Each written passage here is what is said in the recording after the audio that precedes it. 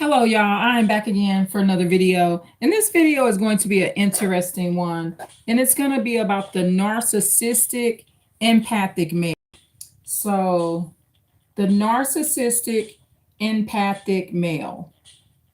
So, the reason I thought about this video is because of this situation, right? So, I want to first clarify this.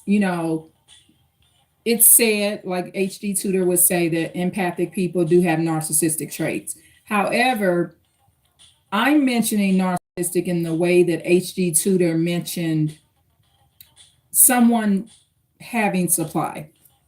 So I want to explain this. So, from my perspective, when a narcissist has supply, okay, the difference is those will be victims and there will be some level of abuse. However, I said this once before or several times. Empaths have supply also. The only difference is between an empath and an actual narcissist is that an empath is not abusing their supply.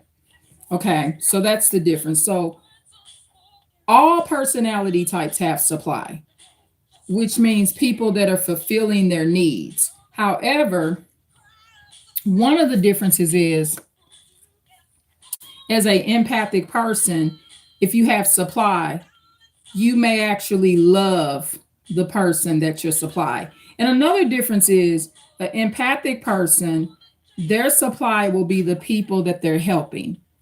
So, like if I'm helping people, that's my supply. Versus the narcissist, their supply is the people they're using. So it's like a flip coin, right? So once again, for empaths, from my perspective, their supply is the people they're helping, that they love, and the narcissist supply is people that they're using and abusing. And the narcissist supply is people that's helping the narcissist as well. Okay. Hopefully that makes sense. So with this situation, with this narcissistic empathic male, this was decades and decades ago, y'all. And I mean decades and decades ago, right? Where this situation was going on. And this was an essential worker. He's a definite empath.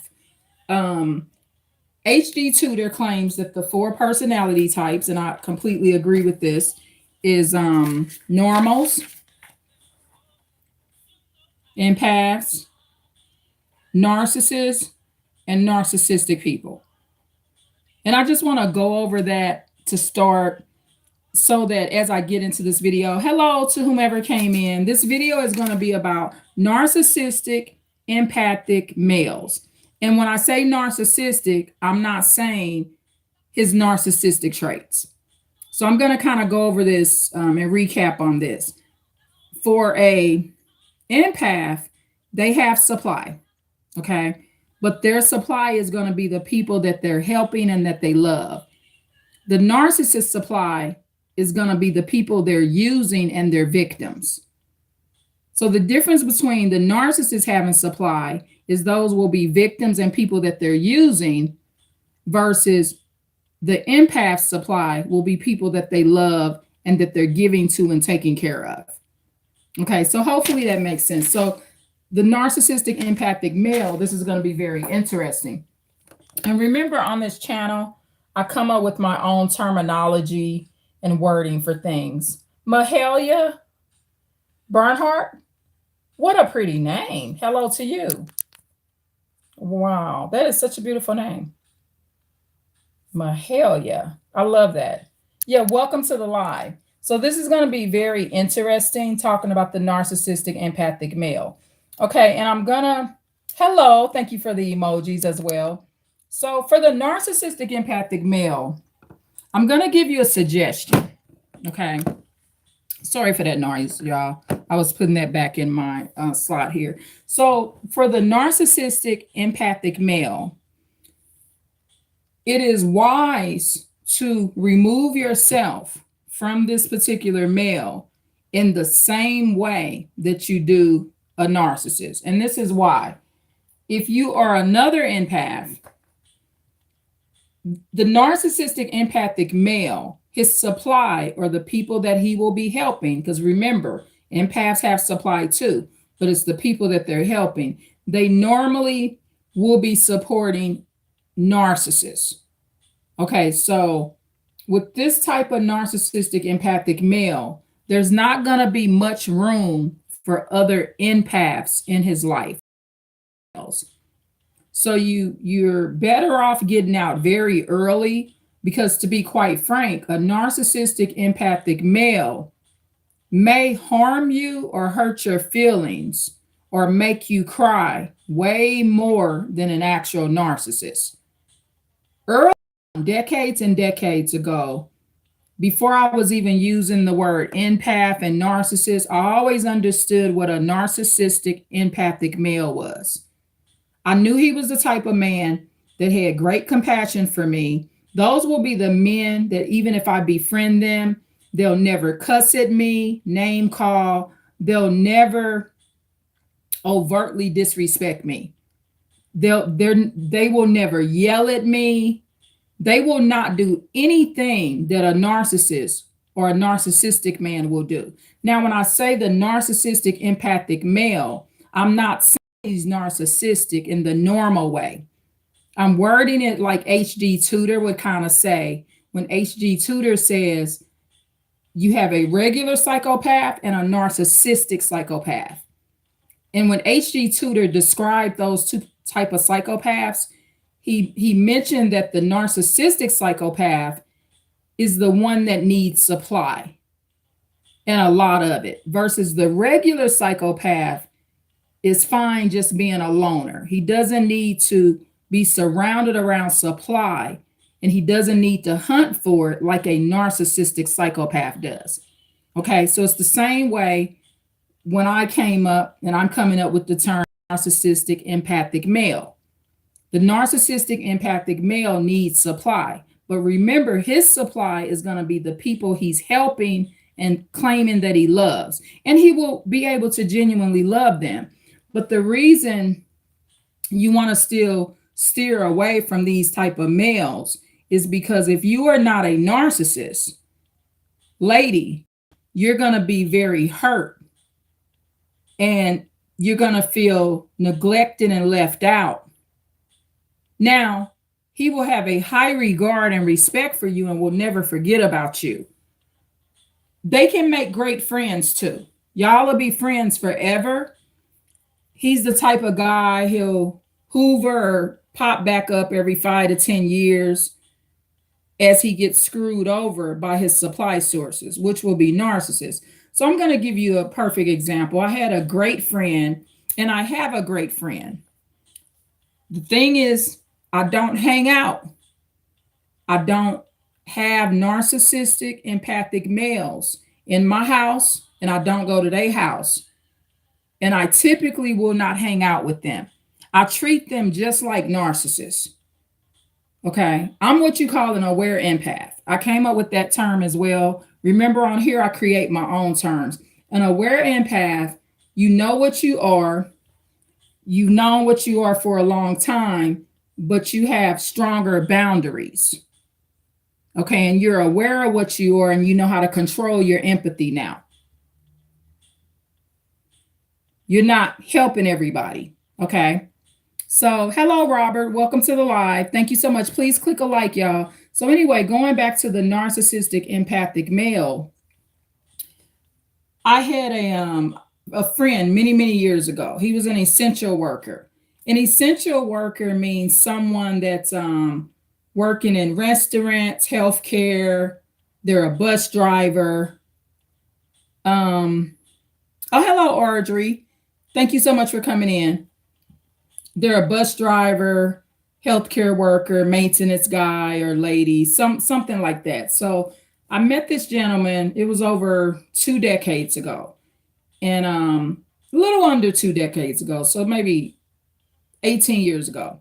So at the time I met him, because he was an essential worker, I was one of the customers of his.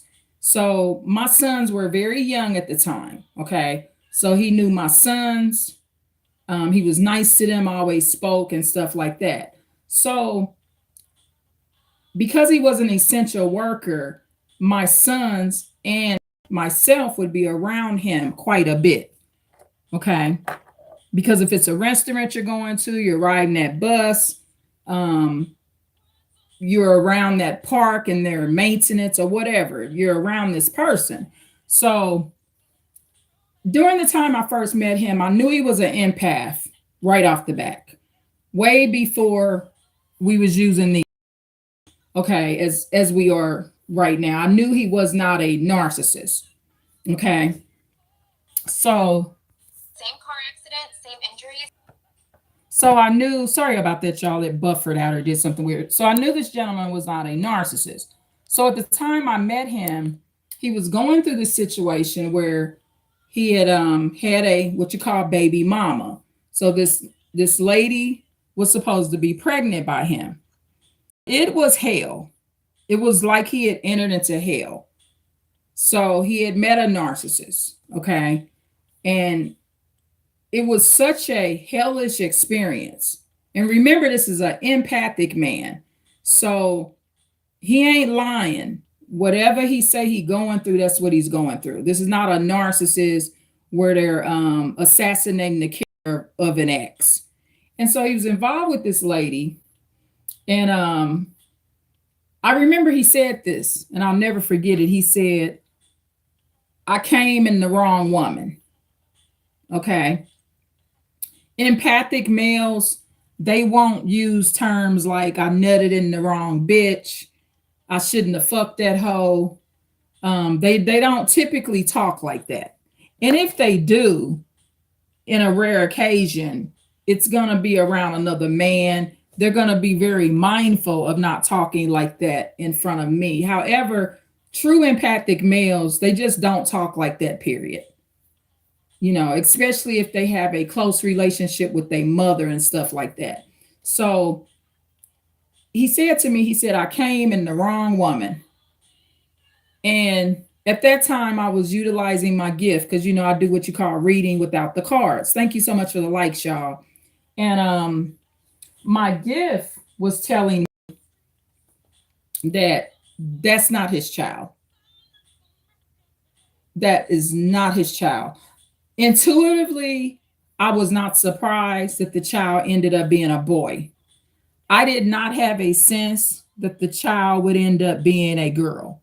It was just intuitively, I just knew he was going to be a boy. I just felt, you know, most likely it would be a boy. So I told my friend, the empathic male, I said, why don't you get a DNA test? And he did not do that. I said, because I don't think he's yours. I think with all the trouble that you're going through, it's a high chance that that ain't your child. It's not your child. So he didn't do that. So he went ahead. He was involved, you know, early on in the child's life from birth on up. And so he didn't do the DNA test. And he said he forget about it. He just gonna take care of the boy. He shouldn't have never slept with the girl. He came in the wrong woman, and he shouldn't have came in this woman, and he made a great big mistake. So I had allowed him, you know, because he was my friend. We weren't boyfriend, girlfriend, but we did have like a crush on one another. So I had let him come to my house. He worked in the area, and I don't let a lot of people in my home, but I knew empathic male, he's not going to stalk me. He's not going to be no serial killer. I knew for sure that this was an actual empathic male. So I was not worried or concerned about him having my address. I knew that he would never harm myself or my sons. And I feel like that right to this very day. It's just not in him, right? He's just not cut like that. So there will be times where you will actually meet good-natured people. So that being said, he sat on my sofa chair at the time and we talked about it, right? And we talked about it more and more. And I suggested that he get a DNA. He did not do that for 8 years. He continued to raise the boy. The boy actually looked like him, especially when he was younger. Now, as the boy gets older, I just actually saw a picture on Facebook of the child's mother. Um, the boy looks quite a bit like his mother's family, to be honest. So, my friend, the empathic male, waited 8 years. The boy is about 18 now. He waited 8 years to get the DNA. So he confided in me. He said, I got the DNA. I found out that he's not mine. So he kind of got some advice from me about what to do. Now, the thing is, the boy was not in a good environment with his mother. His mother had a lot of guys over, there was fighting, there was somewhat of some drug and alcohol abuse. The boy would have been raised in a very toxic situation. And so, because my friend and I were both highly empathic, I was basically on board with him continuing to raise the boy. I had met the boy once or twice because I was an essential worker as well. So, him and his son, you could say, would come in my job as well. So I met the boy, I bonded with them, and I'm like, well, you want to keep being his dad, be his dad. But at least now you know the truth. You know that he is not biologically your son. So no matter what, you eventually got your answer. But he told me because I told him when that woman was pregnant to check that out. But, at least he eventually did it. So I go on Facebook because my friend sends me this message through Messenger. So in the meantime, my friend, he ends up getting married, and he attracts another highly narcissistic situation. So hold on, y'all. Let me go get my other device so I could go through some of these messages and read some of these messages to y'all. So hold on just 1 second.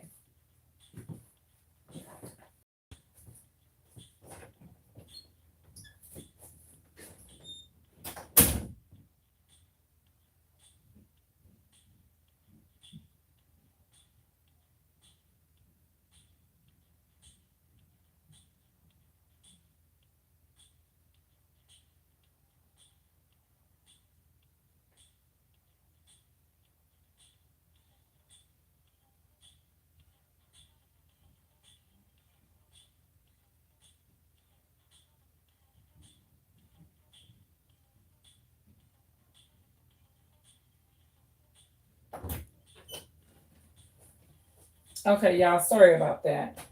So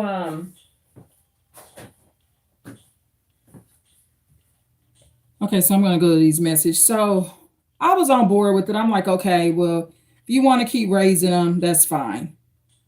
Um, and that's what he did. So he ended up some years ago. So there's a lot that went on within 18 years, right? With my empathic friend. He ended up getting married.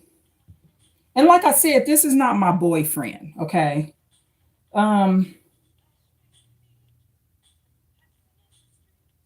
um, okay, hold on.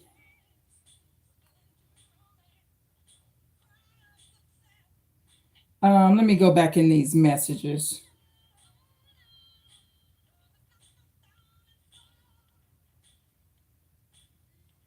Another thing these type of males will do, if I'm reserved in some ways, they will say um, that I'm too reserved or kind of shut off, or basically anyone that's not getting what they want.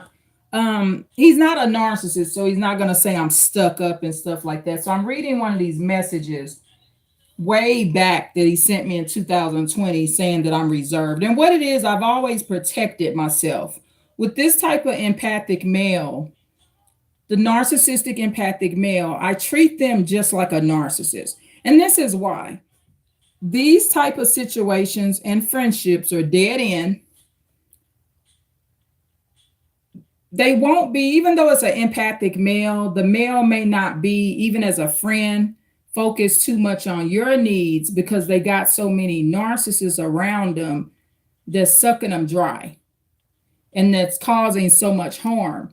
And they've gotten conditioned to it. So this would be an empathic male that's probably been raised by some narcissists as well. So he's going to feel more comfortable with narcissistic or entirely narcissist females, or highly narcissistic females. Or he may attract some empaths, but they can't get it right because he's always stuck in this Ferris wheel with these narcissists. So he says, I'm reserved. I just stay to myself and stay out of it. So he continued to, raise this son. He's been raising him for 18 years. I'm trying to look back to see when he got married.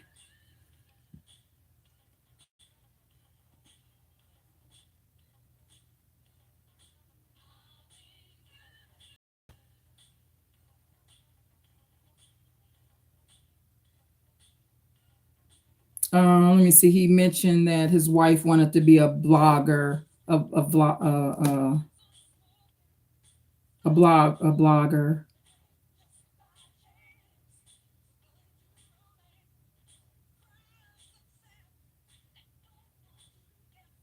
Um,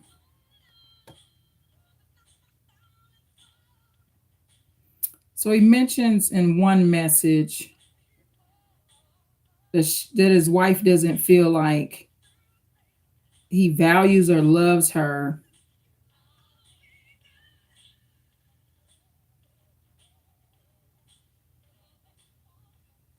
This is an interesting message. I didn't notice this one. So this is just one of the messages he was sending me.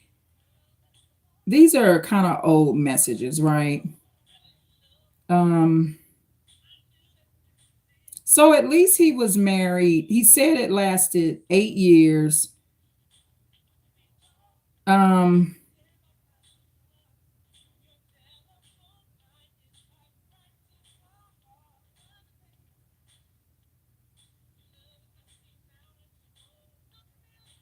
yeah, they was married back in 2019.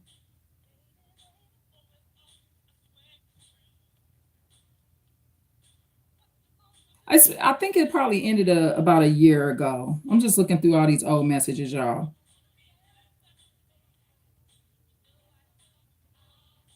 Why is this going so slow?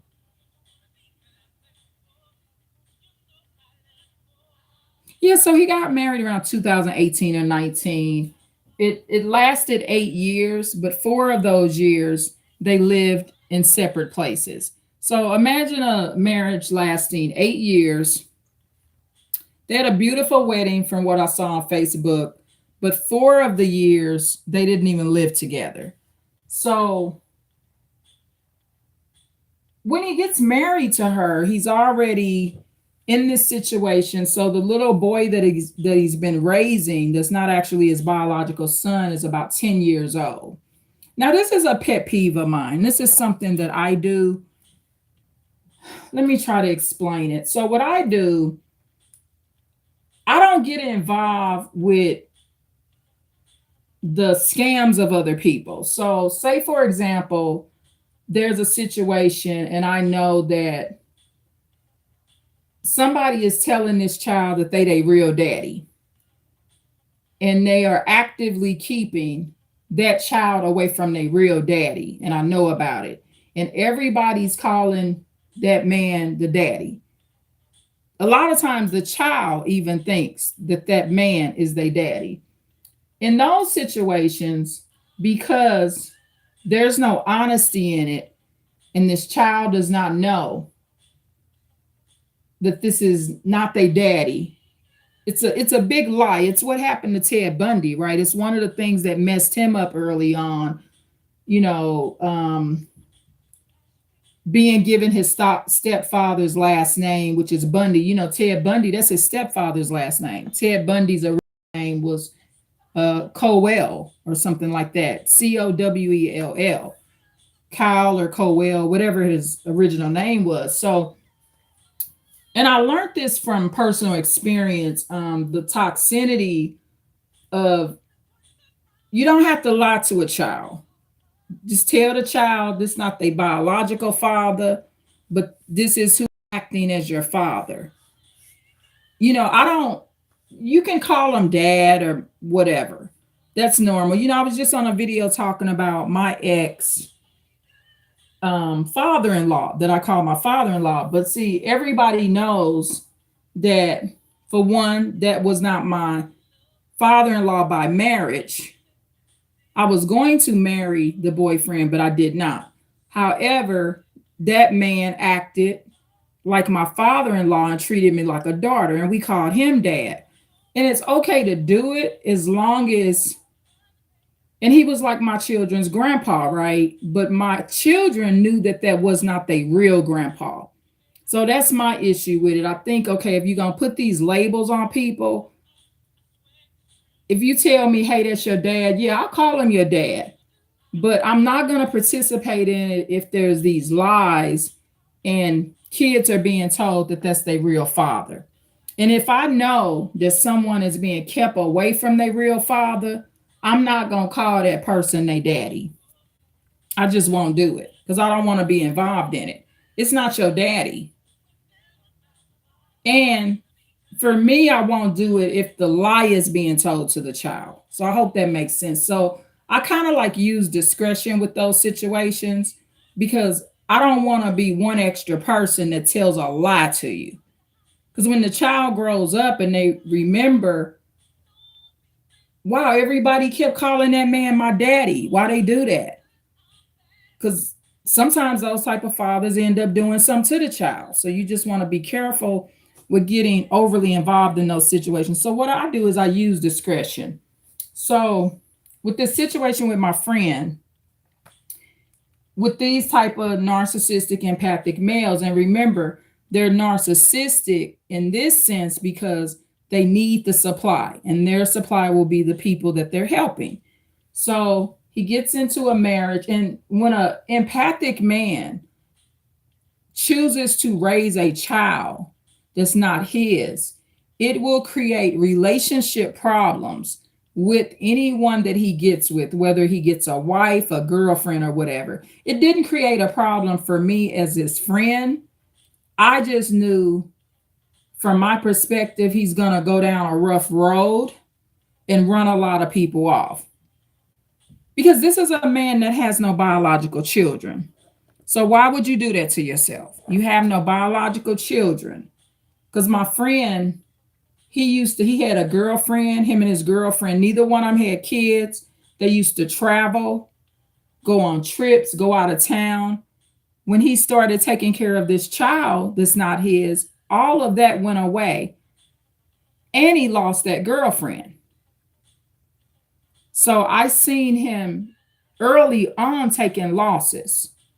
And I told him, I said, you sure you want to lose that girl over this child you ain't even got DNA on? But later, since he had parented the boy for 8 years and the boy was in a very toxic home, it just made logical sense for him to continue to keep raising the boy, because it's like he's saving the boy, what he calls his son, from his horrible life. And I think over the years, the mother of the child eventually improved on that. So anyway, he starts messaging me. So empaths will hoover too. So he begins sending me messages. And I had already knew that the marriage didn't work. So he's sending me messages and stuff like that. And one of the things that this particular empath, the people will do this. I don't have a lot of company, but when I do let somebody come over, they will ask to come back because I'm polite, I'm kind. They will enjoy themselves at my house. It's like cool. I'm very hospitable to people when they come to my house. However, If I don't let you come back, I don't let you come back. It's nothing you can do about it. If I let you come to my house, it was no problem with him, but I just didn't want to be involved in all this mess. So the thing with empathic males like this, when they're around a little baby, so what happened was when he first, held the baby and, he convinced himself at the time that this was his son. These empathic males, kids will be similar to dogs. So with empathic males, if a dog runs up and jumps on their lap, they will bond with the dog very heavily. So empathic males will do that same thing when they're around children, especially babies. They will get the same effect that they would get if they're around a little puppy. They just fall in love with the child. Now, an aware narcissist would have got a DNA test. A narcissistic male would have been running around having too many other babies. A narcissist wouldn't have actually been able to bond with the child. A normal would have taken care of their business and made sure in the best interest of themselves and the child that they got the DNA, because the normal is going to be the most healthiest, like Coffee Black. Okay. I believe she's a normal. And in her case, she knows what she is. She's one of my YouTube viewers. Okay. And I love her. So she will be a good example of a normal. She said she's a normal, but I kind of knew she was one before she said it too. And I do agree that she's a normal. She shows all the signs of being a normal. So they will be the most healthiest and logical. Empaths, we can be logical and healthy too if we're calm and if we've learned our lessons, because we have traits of normals as well. So empaths and normal personalities, we will be the most logical. We will be more logical than a narcissist or a narcissistic person. So, I never did let them come back to my house. And this was just friendship, y'all. I'm not saying we were sexually active or anything like that. This was not my boyfriend, just my friend, right? So, and he's still my friend right to this day. I will never not call him my friend. However, he's had his life kind of swiped from up under him, because when he took on this responsibility of this son that's not biologically his, there's side effects to him being a supply source for this boy. So I went on his Facebook page and I saw this video of this boy, right? And I'm not gonna lie, I didn't like what I saw. The boy is almost 18, and I didn't like what I saw. I didn't like it at all, right? And I felt like the boy kind of gave off a bad vibe to me. And I felt like the way he was I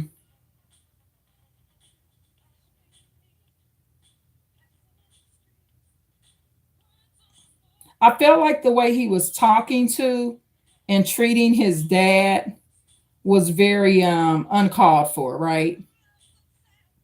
So hold on, let me see if I can find it.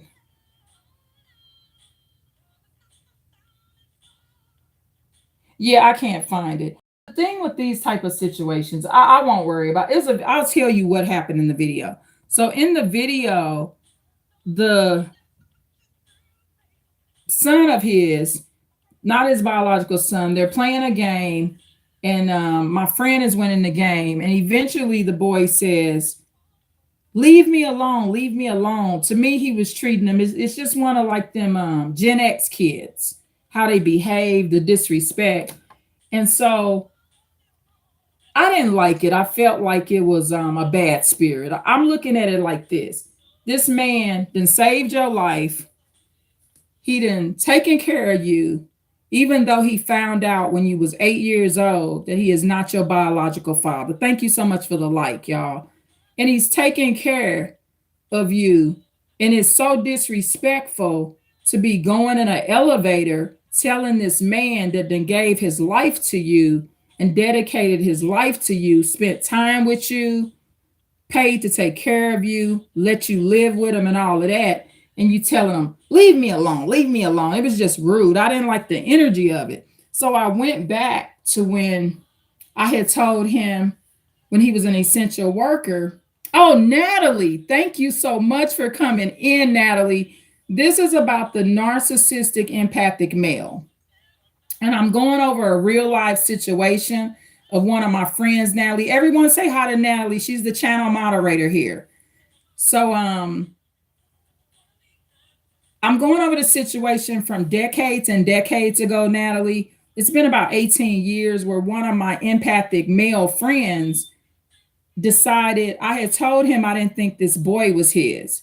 He was with this very toxic narcissist female. And he had said to me he came in the wrong woman. So, you know me, my intuition kicked in and I made a prediction. And the prediction was that she would probably have a boy, and it's not my friend's. And that's exactly what happened. She gave birth to a boy. 8 years later, my friend finally found out that the boy is not his. So that's how that went. So I'll brief you and get you up to date on this, Natalie. So when I say a narcissistic empathic male, I'm going to re-explain this. I don't mean narcissistic like they're narcissistic like in a bad way. I'm using it like HG Tudor. When HG Tudor says a narcissistic psychopath, which means the psychopath that needs supply. So HG Tudor separates psychopaths in two categories. The narcissistic psychopath, which means the one that needs the supply, the one that hunts for supply, and the regular psychopath that doesn't need all those people and supply. So I'm using the term, because I make up my own terms here. I'm using the term narcissistic empath, which means he needs supply, but the narcissistic empath supply will be the people that he's helping, versus a narcissist supply will be victims and the people that they're using. So a narcissist supply will not be people that he's helping. It will be people that's helping the narcissist. But for an empathic man, yes, he is. He's in this boy's life, and the boy is 18 years old now. And I was just saying that I saw this video, and this boy was treating my friend so mean on this video, and it pissed me off because I'm looking at it like, what a little fucker, right? Like, this man took care of you, and you not even his dad. He's 18 years old now, Natalie. Yeah. And he's living with my friend. Basically, his narcissist mama she slept with a man, made him think that it was his child.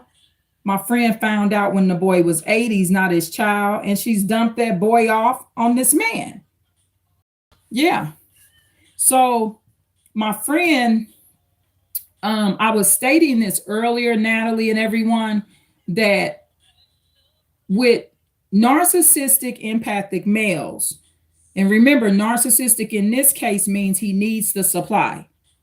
He needs these people to help. He needs these people to save. He's just like a psychopath. The only difference is he's an empathic male and he actually really loves these people.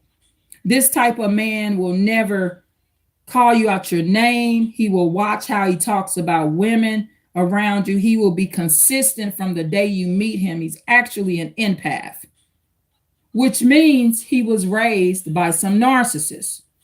Okay. So, or there was some around. So years ago, I let him visit my home. And, people will do this. If I let them visit my home, I'll be so hospitable and polite that they'll ask me to come back. They'll ask to come back to my home for decades and decades. So if I let someone come to my house once or twice, and I'm not talking about no sexual stuff.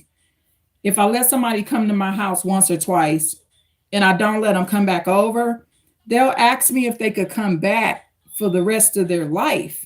This is never ending, right? So that means that when they came to my house, they were very comfortable. They never forgot the experience. And I was hospitable and they enjoy being at my home. However, I've determined that your ass can't come back. So you out of here, man. Anybody. You can't come back, dog. It's done, right? And the reason I didn't let him come back, this was in the era before I was using the words empath and narcissist and stuff like that. But I knew that it would be trouble and I could potentially get too involved in mess. So I'm the type of person, like in my house, I don't like mess. Like, for example, this is messy.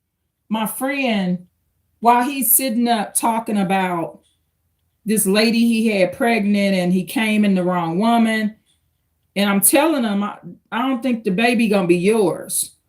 At the same time, my boys were very little. So I don't like people to be in my house that's not focused on my house. Because I'm looking at it like, damn, Negro, it's 3 kids right here. If you want to really help some kids, there's plenty of them here, dog. So I'm thinking that in my mind. So people that I bring in my home, I want them to be focused on me and my family. I'm not going to bring someone in my home that can't separate their life, right? So with these type of empathic males, when they're ensnared by these narcissists, they're it disables them from bonding with their friends too, because they're like being poisoned by narcissists.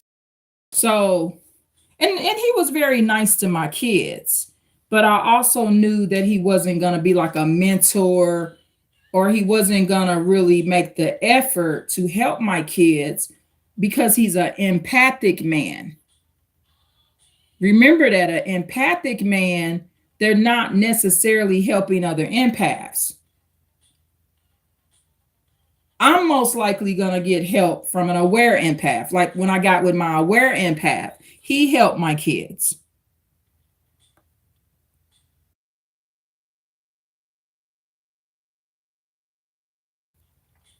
Because opposites attract, right? That it goes back to that opposites attract.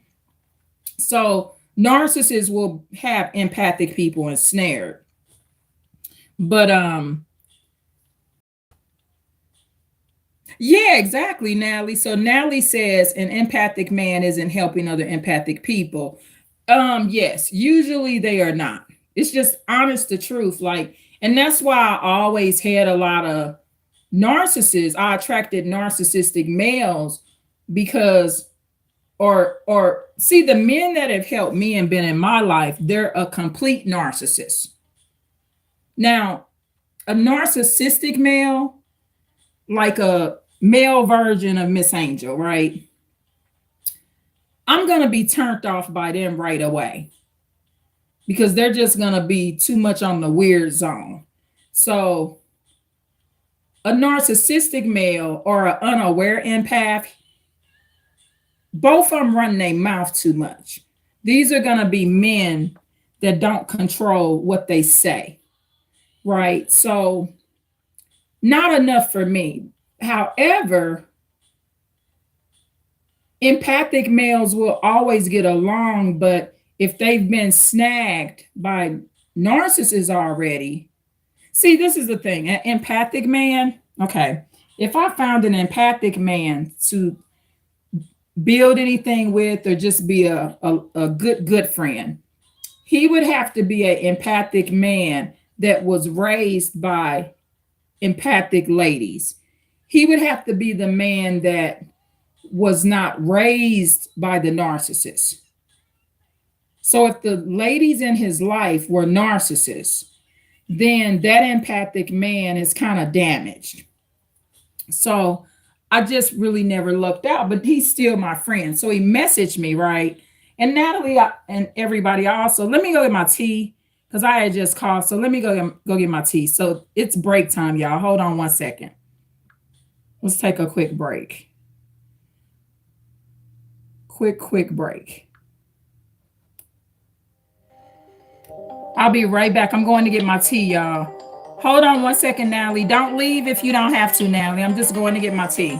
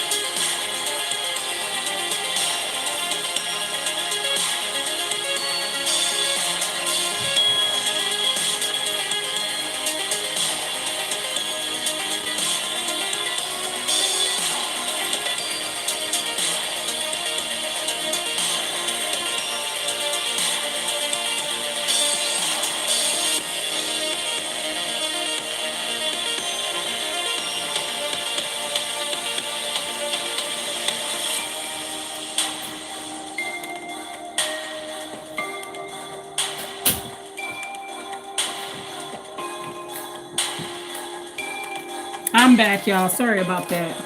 I went and got my tea because I'm still struggling with this issue with my voice and stuff. It's still not completely fixed, but it's just much better. Um,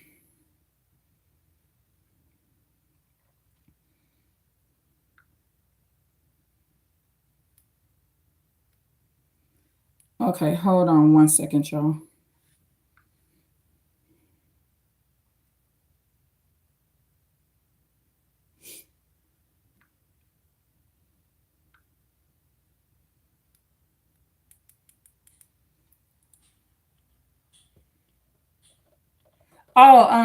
This is this tea. I didn't actually make it.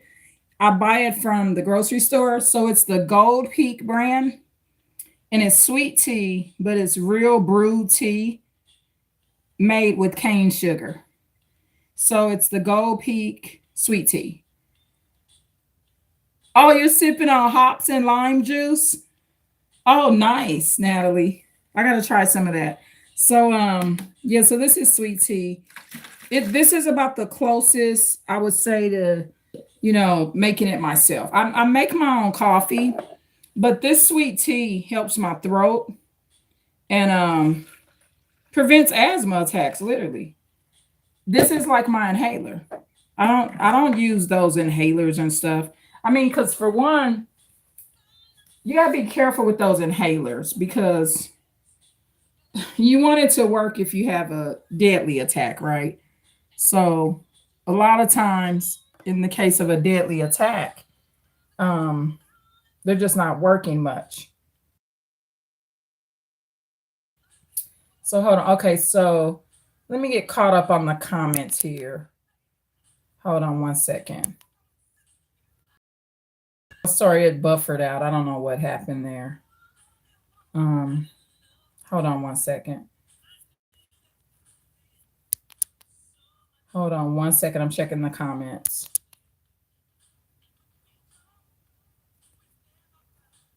What is going on with this device?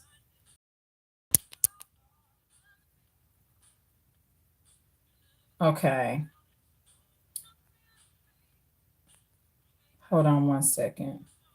Good questions, Natalie. Thanks for asking these questions. Hold on one second.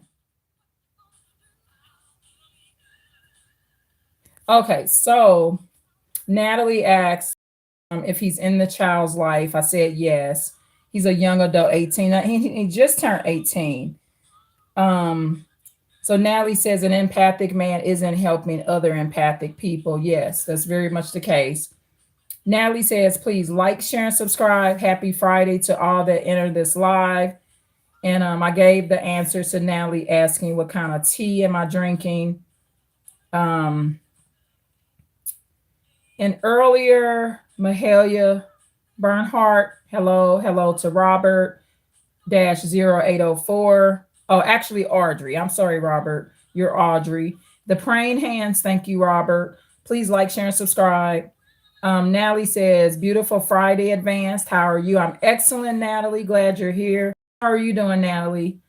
And then Natalie says, please like, share, and subscribe. Also support by Cash App, $ try today 123.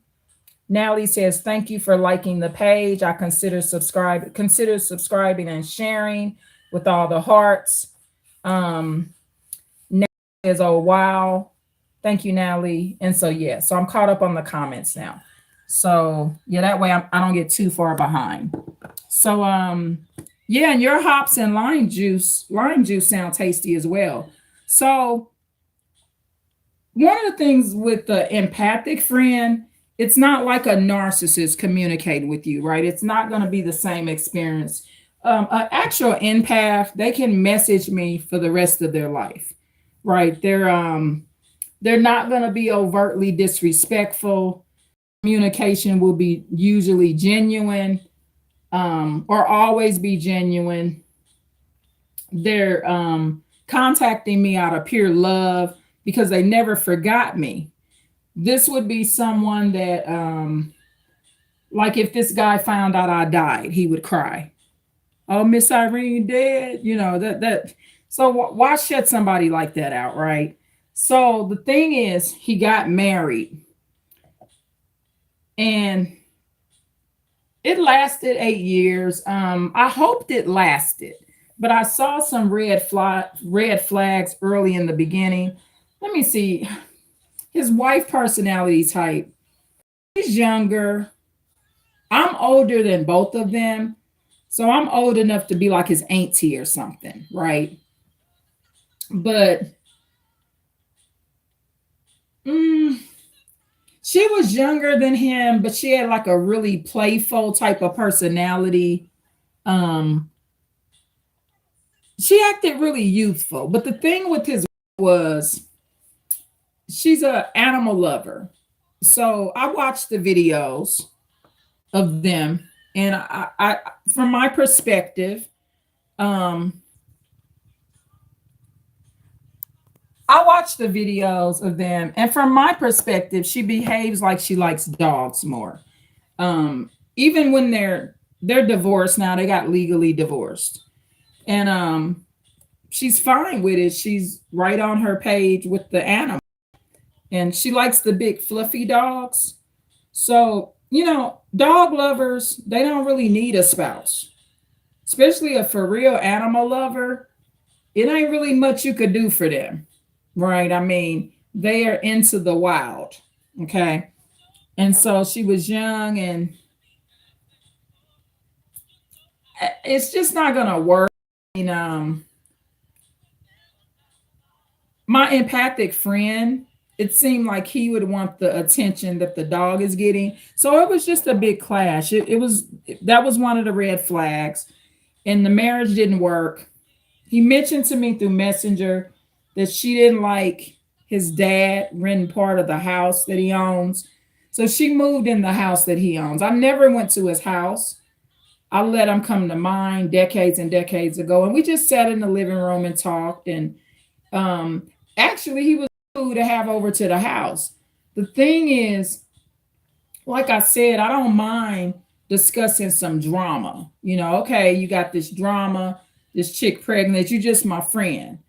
Um, I don't refer to like I didn't know him from childhood, so I'm not about homeboy.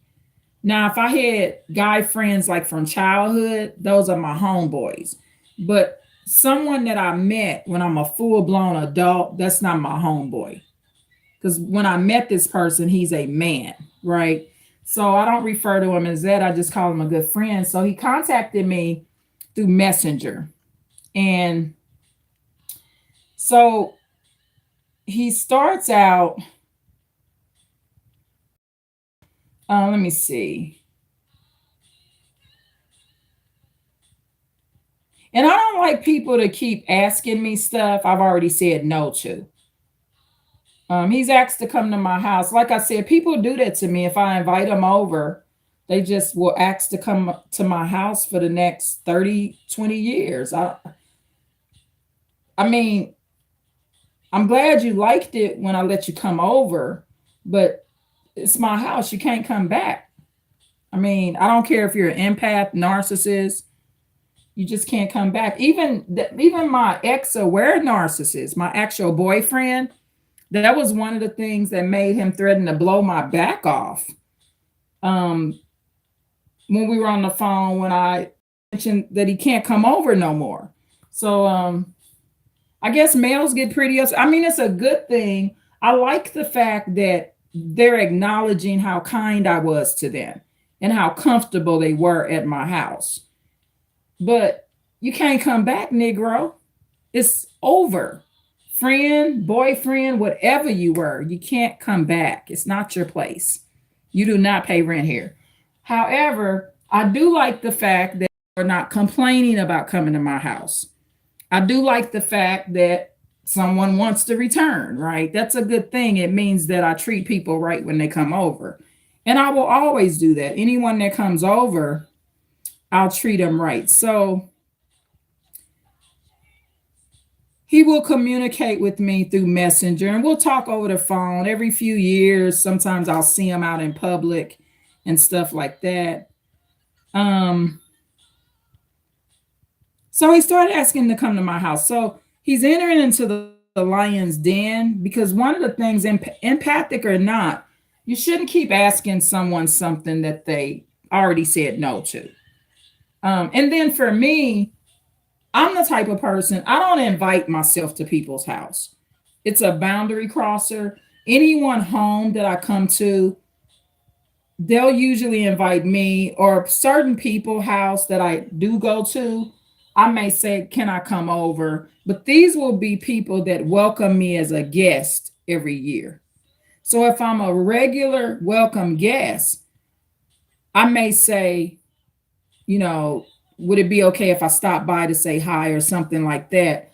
But people that are not welcoming me as a guest, I will never ask to enter their home. It's just a boundary crosser to me.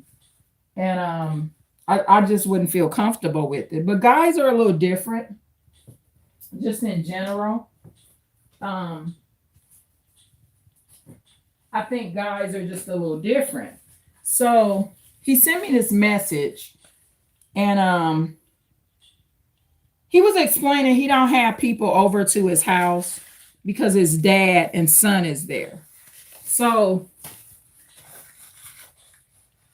see, that's the part about taking on these situations. So think about it. He's taking on this situation, but it's a sad situation to me because it's not his son. Okay. And remember, I saw the video on Facebook of how this boy is treating him. And remember, I'm going to be more, my intuition is going to be more heightened because I have the experience of dealing with Elijah and Daniel. So what's happened over the years, being around some badass children, not just mine, other people's too, I have a lot of discernment with kids now. And he should, this would be my suggestion for him of what I see coming. I see problems coming. He's taken on a male. The boy's narcissism is coming out. See, this is the thing. He's not my friend's son. This is not his son. It's somebody else's son. Okay. And whatever biological father that boy has, the demons of that biological father is coming out of that boy. And he's a male. I would be very cautious taking on children that are male when you're male. He may have had a little better result if the child had a little girl. But because it's a man or a male,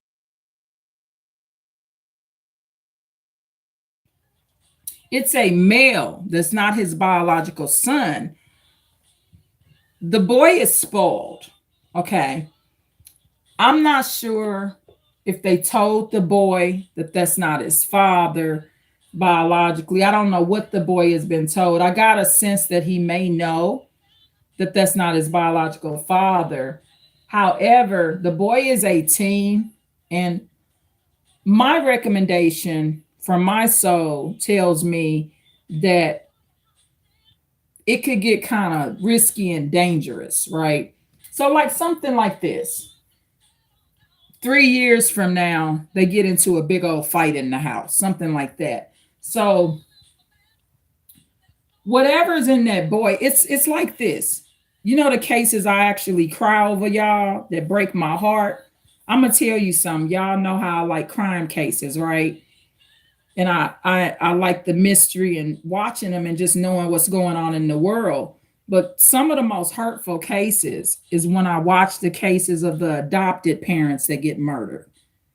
So this adopted parent that goes to an agency and picks up this little motherfucker, and them adopted parents, they be some good people to these little fuckers, right?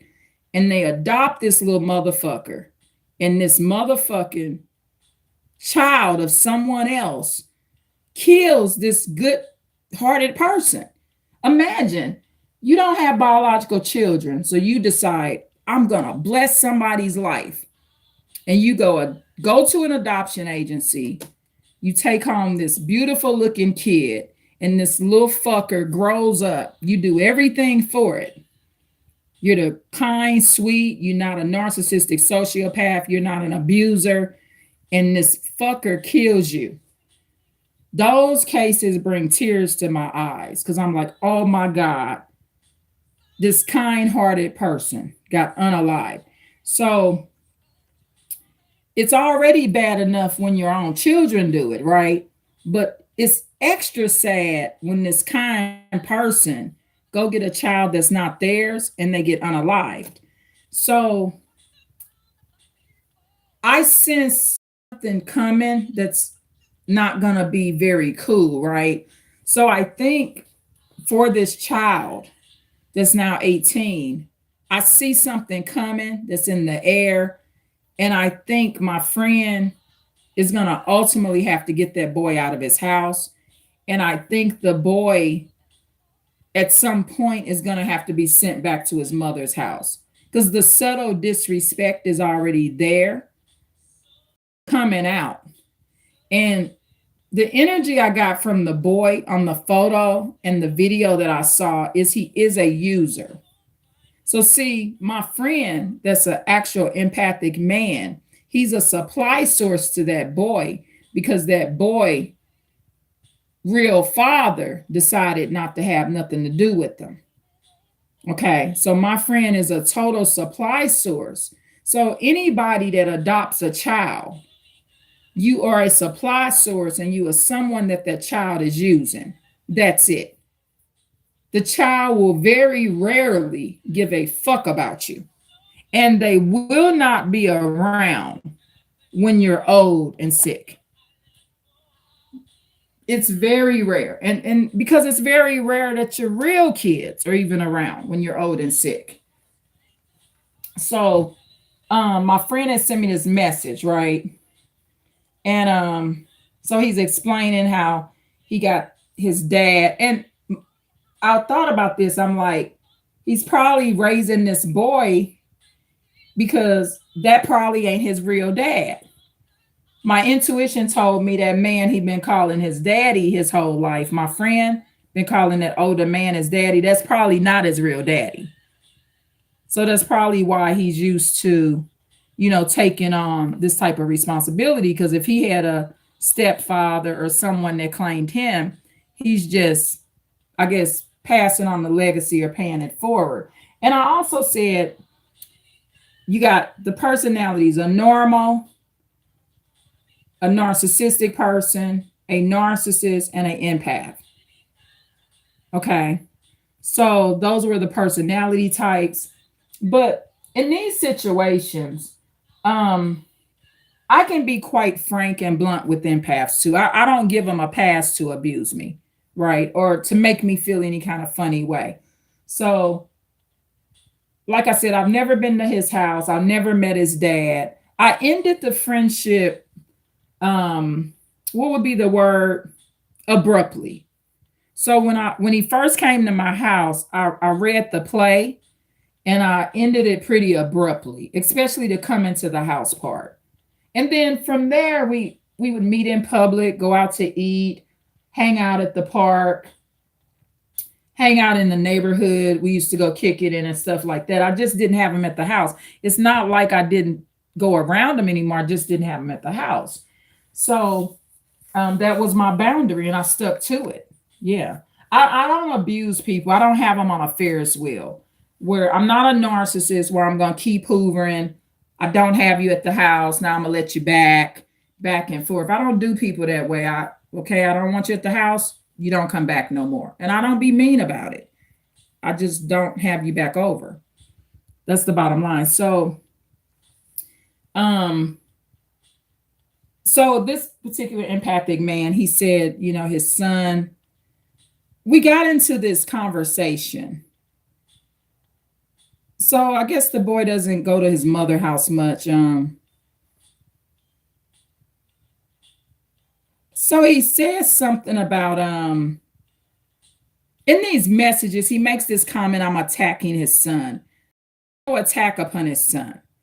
First of all, there's no attack upon your son. This is why there's no attack upon your son. First of all,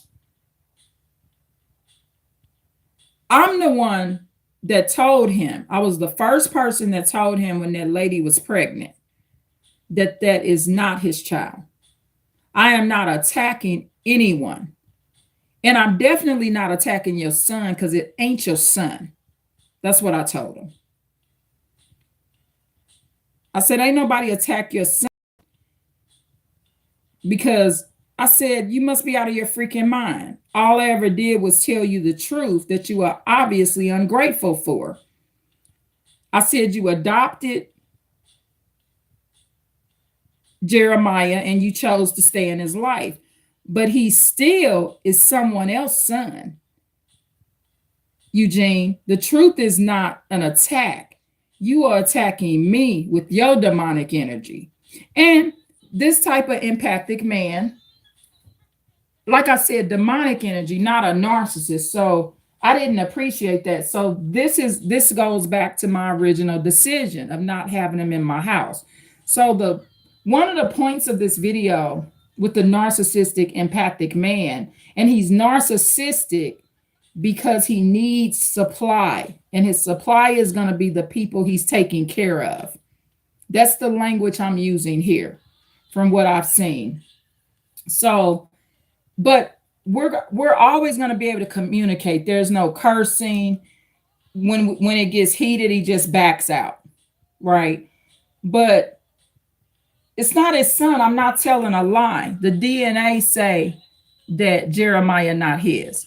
Now remember, I was on board when he found out when Jeremiah was about 8 years old. I was on board with him continuing to take care of the boy. It's just logical to do it, right? He been his daddy since he's been born. Since the mother was pregnant with Jeremiah, he's been his daddy. However, it's still not his son. So he talking to me like I ain't known him since before that boy been here. Don't hype up with me talking about your son, because I know he not your freaking son. I don't tolerate mess like that. But the bottom line, what I have always done, narcissistic males is just never going to go nowhere. So I've heavily attracted narcissists and empathic men. Both have to go.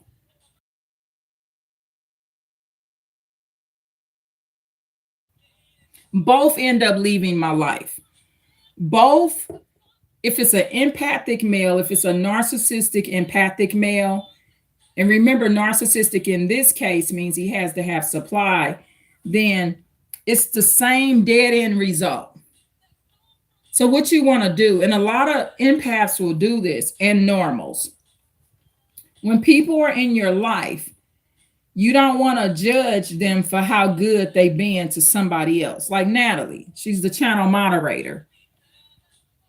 Okay, say Natalie would never do this, but say Natalie came here and cussed me out every day, but she was a good moderator on somebody else's channel. I got to judge Natalie by how she treats me here. So remember that that's a major mistake. Hold on, y'all. Let me get my charger, okay? I got to get my charger. Hold on 1 second.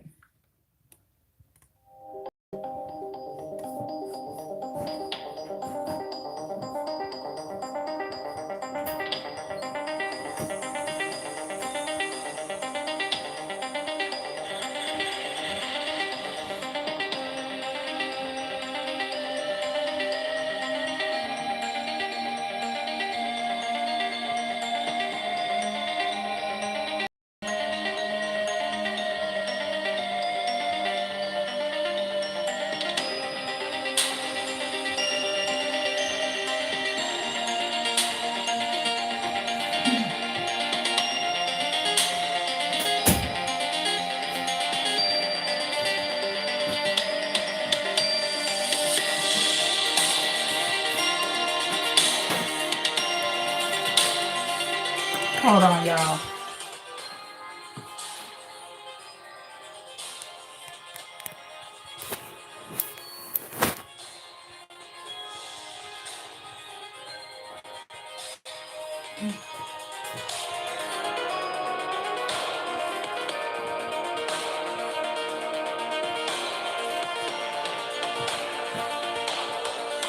Yeah, Natalie says 100. Thank you for that. So, which part about that did you like, Natalie? The part where I just said that is not his son? See, sometimes, see, I know what's getting ready to come for him. And actually, what he's doing can be quite dangerous. And the reason it's a little bit more dangerous, judging how I treat you, the example you gave. Yeah, yeah. So, yeah, so that's where a lot of people, I've seen this before, right? I've seen people keep people in their life because how they treat other people. Well, they're kind to this person. A lot of people keep a lot of narcissists around like that. They sure do. They will keep a narcissist around that's kicking their ass. Married women do it.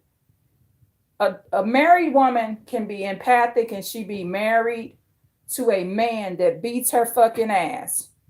But if he the type that's nice to his mother and keeps up a facade with his mother, she'll say, well, he's nice to his mother. Fuck that. He beat your motherfucking ass. It don't matter. I've been around women like that. One woman told me one time, she said, he really loves his mother. I said, well, do he love you? Seriously. It's beating the shit out of you. And that's the part that a person should be focused on. So in my relationships, I don't just judge by their personality type. Yeah, it helps that they're empathic. And that's why we still have communication. And this is not the first time we've had words or disputed. Like I said, with the empathic male, the dispute won't go so far. He'll never yell at you and stuff like that. There will be none of that energy. But I use the example of Natalie. Like I said, Natalie would never do that. But if Natalie was a moderator for someone else and she was super kind, but wasn't that way for me, I got to judge Natalie based on how she treats me. And that's what you got to do. So with this situation with my friend, Eugene, you know, it's not my problem that you got your dad. It could be other things going on. So I'll go over this. They probably trashing his house up.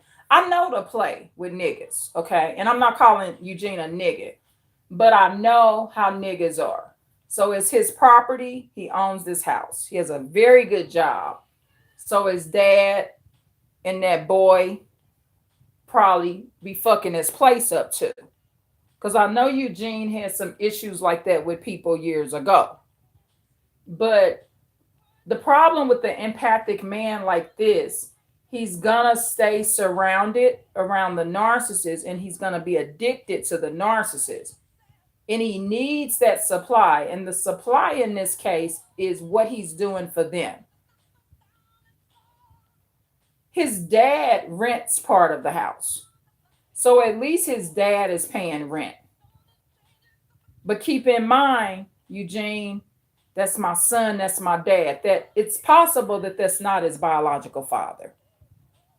It could be his biological father, but remember, when someone is giving these labels on people, it could potentially not be their real bloodline. And see, like when I was talking about my father-in-law, Natalie, right?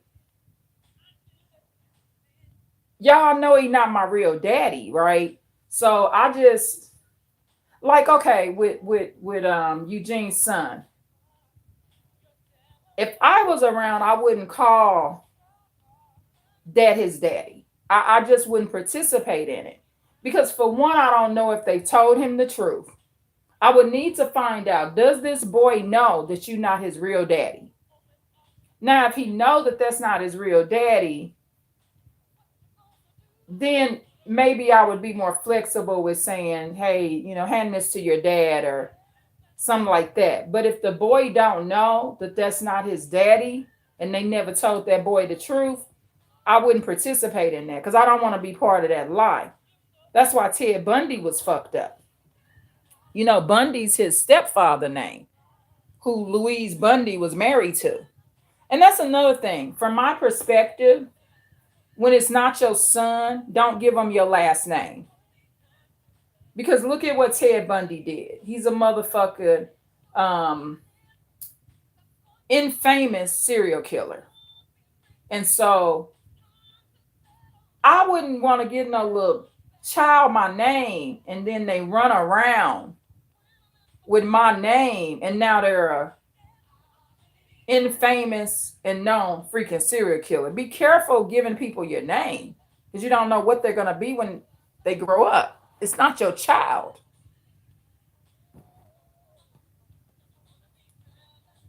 And I learned this, from going through things when I was in my marriage, just be careful with the stepchild thing. I've had a stepdaughter and goddaughter and all of that. And I stopped dealing with her when she was about 18. Yep, I think he has yep, he has Eugene's last name. He sure does. Yep, he has his last name. From what I remember, yeah. See, because I told Eugene when that woman was pregnant, I said, get a DNA. The part I didn't tell him was that I knew it was going to be a boy. I knew that woman wasn't going to have a girl. He has a good man that truly loves him. But see, for me, when he came to my house, you got to remember this. In my soul, I knew that that woman was going to have a son. But my priority is my sons. And my sons, I and Daniel, they had Pastor Dan. They've had Antoine, their mentor, Mr. Denard. Um, Darius has been great in their life. Um, on and off throughout the years and stuff like that. So we've had certain people that's been decent to my sons, ex in laws, and everybody, like we just went to a wedding, you know, Dara's daughter wedding, and she it was a beautiful wedding, and Darius has always been kind to Isaiah, especially Isaiah. They really bond because they was all around at the hospital when Isaiah was born. So my thing is hold on. When someone's at my house, I need them to be focused on my environment. That's fine. I mean, that's fine that he was a stepdaddy, but I still got to look at how you treat my sons when you come in this house. And see, during those years, he was an essential worker. So he worked graveyard shift, late night shifts. And this is the thing with an empathic man. The good thing about this friend, that would be back in the day. My boys are asleep. He's getting off work. We hanging out. We just hang out in the living room, walk around the house, stuff like that. It was real cool. You want a bite to eat, stuff like that. We had a great time. He's an empath. An empath is always gonna feel comfortable in my home. And when I invite people to my home, they will usually be normals or empaths or aware narcissists. Remember, I was with an aware narcissist, but typically unaware narcissists or narcissistic people, they won't be good matches to be in my home, and I won't have an interest to have them come over as well. So if it's an unaware narcissist, a narcissistic female, anybody that's do the switch up thing, I don't want them in my house. They switch up too much. And I don't want them debating with me in my freaking house neither. I like peace and just normal company. So Eugene was a good match to have in my house. But the problem is he got all these narcissists in his house, and he wants to escape that environment, right? So if he leaves his house and come in other empaths' house, he's avoiding fixing his problem at his own house, if that makes sense. And that's unacceptable. He say he can't have company because the Jeremiah there, the boy that ain't your son, seriously, you can't have company because the boy that ain't your son is taking over. There's a problem here, right?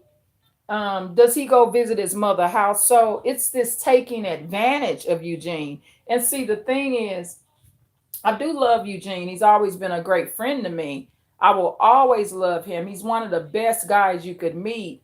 But there's a lot of losses that he took helping these narcissists. Okay. And I don't know what his issue was if he couldn't have biological children. He does not have any biological children. So I don't know if someone told him when he was little he couldn't have kids. I don't know if the doctor told him he had a low sperm count. I don't know what his physical issues are. I've never asked. Some years ago when I talked to Eugene over the phone, he expressed to me that because I another suggestion I gave him. Let me tell you another suggestion. When he found out 10 years ago when Jeremiah was about 8, I said, well, why don't you go get married to somebody and have your own child? Maybe that'll help, because he was real down about it. He said, no, he don't want his own kids. So he didn't say he couldn't have, and I wasn't saying have them by me. I've always given him suggestions, but something is coming. And I just think that as that boy ages out, that that's a male. See, in the lion world, we got to look at how lions roll, right? Males, especially black males, are similar. And he's going to find out that that boy is going to be too old to be sitting up in his house using him. Because he's not going to be able to stop that narcissism from coming out of Jeremiah. I see it. I saw it in the video. He told Eugene, leave me alone. Leave me alone. And I'm looking at this motherfucking video like, what a bastard. This how you treat a empathic man? Boy, them motherfucking people, man, let me tell you something. When we empaths help people, oh my God, they talk to us like shit. It's just so, there has to be a hell waiting on them. Just like with Daniel. When Daniel was texting me yesterday, asking for some document or something, he was like, that's stupid of you. Or like, I'm not fucking with kids no more. And I mean that, Natalie and everyone. I mean it. That's why I'm done with kids. Because when actual empaths help people, the way we're talked to, it's so, they need to get a law, right? They need to develop a law that if you are an empath and a motherfucker talking to you like that, if you go meet them up in the alley and bust them in their jaw one time and don't break their jaw and knock their fucking ass to the ground, there needs to be a law that that fucking assault is fucking legal. I'm telling you, there is nobody that can be talked to the way we are. See, because they know that empathic people, we're logical and we have control and we're not nutcases, right? And they know that we're not going to do that unless you fighting us. But I didn't like the way that boy was talking to Eugene, and I see some coming. Because people going through it with their real kids. But in that message, I told him, like, please. I said, I didn't like how he said I'm attacking his son. Nobody was attacking his son. I was calling him his son. I just was like, it's ridiculous that people can't come to your crib because of Jeremiah, especially. So that's not an attack. That's my perspective, right? So I said, ain't nobody attack your son. Are you out of your freaking mind, Eugene? All I ever did was tell you the truth that you are obviously ungrateful for. You adopted Jeremiah and you chose to stay in his life, but he is still someone else's son, Eugene. The truth is not an attack. You are attacking me with your demonic energy. Yes, that's what he said the attack was over, because I said something to the effect of, um, um, I said he had destructive karma as well. Let me see.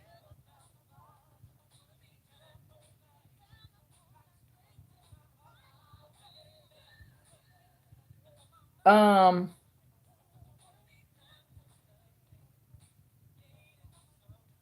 And I also told him you should be at home to see over your father and son. I don't do situations like this. I don't want to be involved. I never wanted to be involved. That's why the bottom line is these type of empathic males and aware narcissists or narcissists, I just get up out that scene as soon as possible. I'm not around for the party, right? Because I'm not getting ready to cater to someone's son they want to say is their son that's not their son. And my sons are not getting their needs met. Like I said, my sons had great mentors and people in their life. So we didn't need Eugene. But now, since he's sending me these messages, I'm glad that he wanted to hang out with me and stuff. That's what he wants to do. He's trying to get his empathic friends back. And this is the thing with these type of empaths. This is why I don't stay in these scenes, because they go off for very long periods of times with these narcissists, right? And whatever personality types, and then they expect their empathic friends to be around when they get back. They behave just like narcissists or worse. You know, some narcissists are able to keep all of the people around. Because, see, like an aware narcissist, they need multiple supply sources. So they'll keep everybody around. But these empaths, they go off in these escapades with people. And so I just feel like, for one, when Eugene was with that first girlfriend he was with, that he used to take the trips with, I believe that that was a very valuable relationship that he lost, because that girlfriend wanted him to tell the girl to get an abortion and to get DNA. And I don't know what kind of curse or spell that this woman had over, talking about Jeremiah's mother. I don't know what kind of curse or spell she had over Eugene, but whatever she put on him, it's a blessing and a curse. Yeah, so Natalie says, yes, it's never a fair situation and they expect your help whether you can be of assistance or not. Yes, exactly. Um, yeah, so that's basically how it turned out. So the narcissistic empathic male, um, and they also do this victim thing, like Eugene in these messages attacking his son. You know, the playing victim thing, like, dog, nobody's attacking your son. The truth is not an attack. The truth is not an attack. It's absolutely not an attack, especially when it's just pointed out.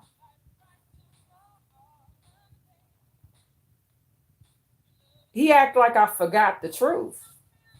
It's not your son. And he'll be calling me back and talking to me, because, you know, Eugene, I've always been like a kind of like a counselor. So when the boy grabs a beer and throws it across the fucking living room and it almost snatches one of Eugene's braids off, he'll be contacting me. He will. Because it's not his son. It's not his son. And you got to always keep that in mind. I had a goddaughter, I had a stepdaughter that's been in my life, and I jumped ship on that situation when she was 18. And this is why I did it. Let me tell you why I did it and what I don't go for. Once you are 18 and you have your own money, I do this even with my own children, right? It is not just my responsibility to pay for your stuff when we go out to eat. Once you are a legal age or you get you a job and you have your own income, I don't care if you get a welfare check, I want you to pay for your own stuff. I am not a lifelong supply source where when you are around me, I just pay. So when I seen that trade in that little girl, I got out of that early because I am not Eugene and she was not my daughter. And I also was no longer with her father. I don't need no extra kids. And so that's the age, right around Daniel them age, when they get 17, 18, that's when I start bouncing up out the situation. That's why I ain't never been beat down by no kid. See, I'm not going to be on one of these cases where stepdaughter beats stepmom down in the mall and breaks her nose and um, busts her head open because she didn't buy her French fry. See, I'm not around for the scene because I done already cut the contact when they're quite young. The safe age to begin cutting contact with narcissistic children is about 17, 18. Because they're going to start fighting. And this is the age I'm seeing right around where even Jeremiah is showing these traits. Because like he told his dad, leave me alone, leave me alone. And see, I would leave his ass alone. I would leave you alone. But Eugene ain't picking up on the red flag. He'll be calling me because it's going to pop off. I give it 3 years. And that little demon going to be acting up. And it's going to be so sad because Eugene has been good to that boy. It goes back to like the adopted parent situation. When those beautiful adopted parents get killed. And I'm like, damn, they didn't even have kids. And they do this kind, good deed and get themselves hurt. So Natalie, what do you think about it? So ultimately what I'm saying, and one of my motivations is doing this video is Natalie, your comments were so beautiful. Thank you, dear heart. So, and I love the colorism in this chat that, you know, when you put the roses and the 100 and the different color hearts, the stars, you make this look so pretty. I mean, goodness, it'd be so pretty. So I enjoy seeing it. And so ultimately, because, you know, we can always hear about, you know, don't hang around the narcissists and the narcissists are bad and all that stuff. But there's not enough talk about empath. And sometimes these people are taken for narcissists. Like a lot of people could have a dispute with someone like Eugene and think he's a narcissist, and he's absolutely not a narcissist. So there needs to be more discussions about the empaths you need to leave alone too.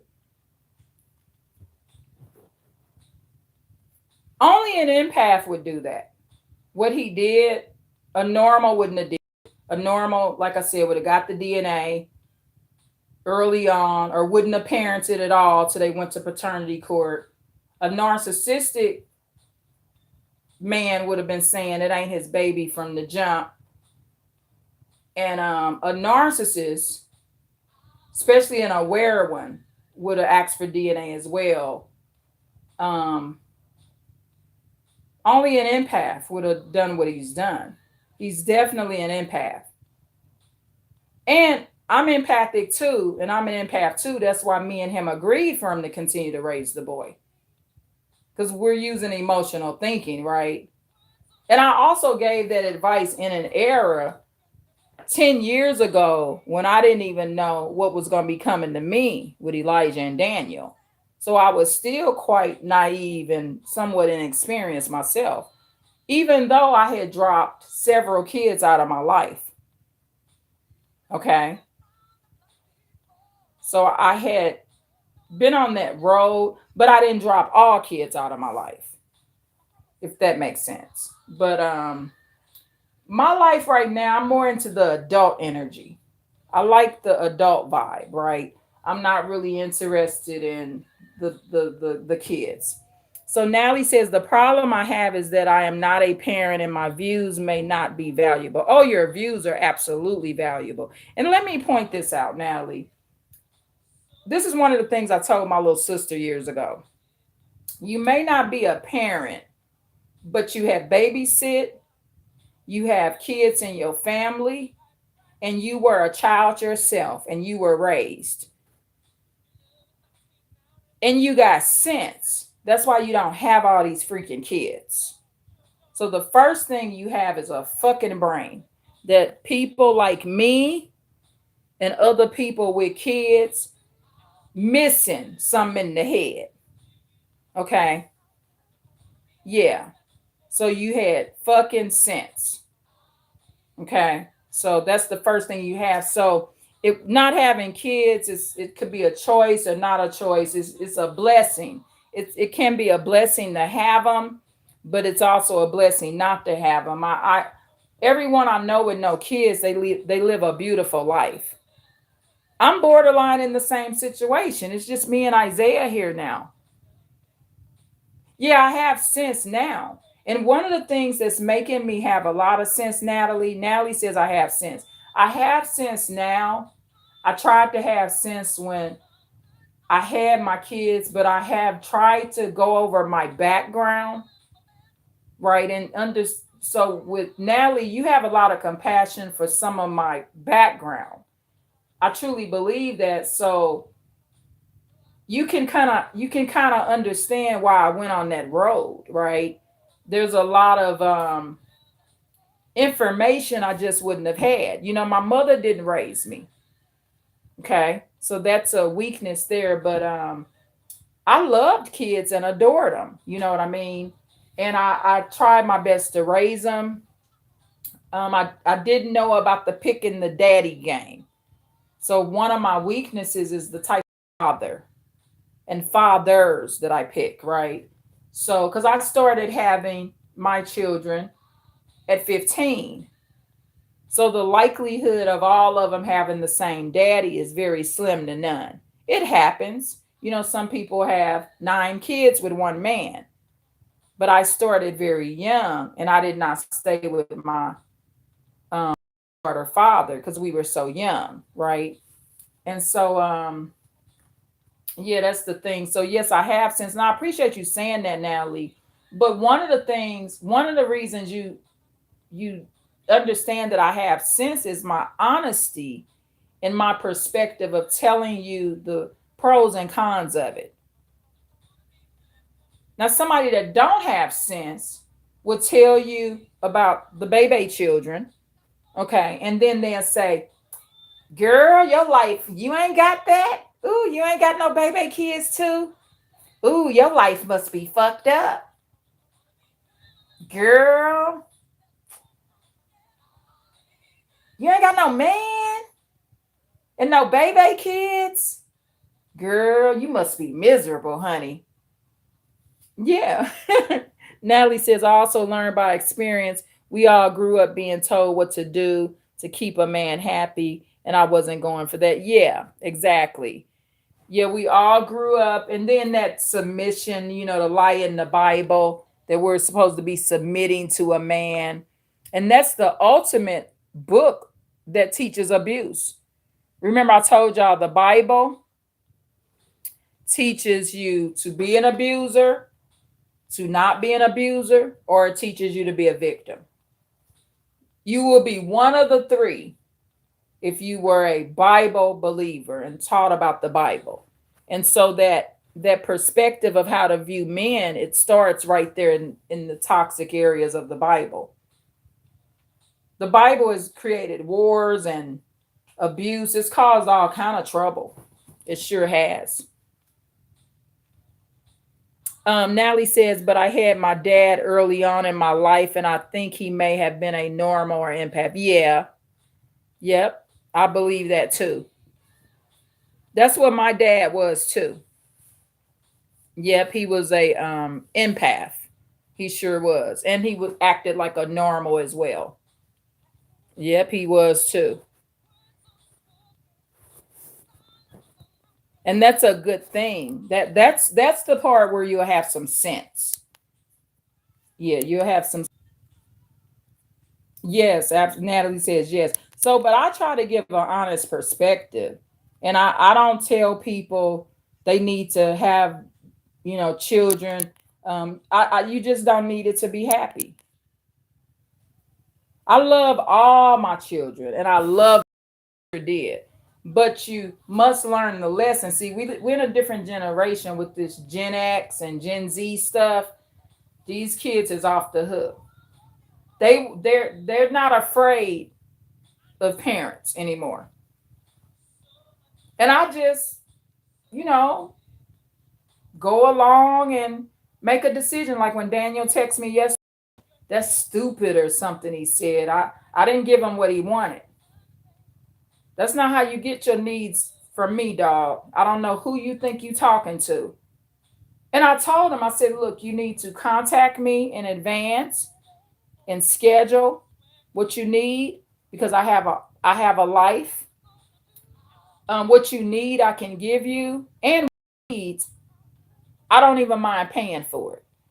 I said I will pay the price of what you need because it's a legal document he would need. I'll give you what you need, but you're gonna do it on my time, and you shouldn't have scheduled any future appointments without already having this document.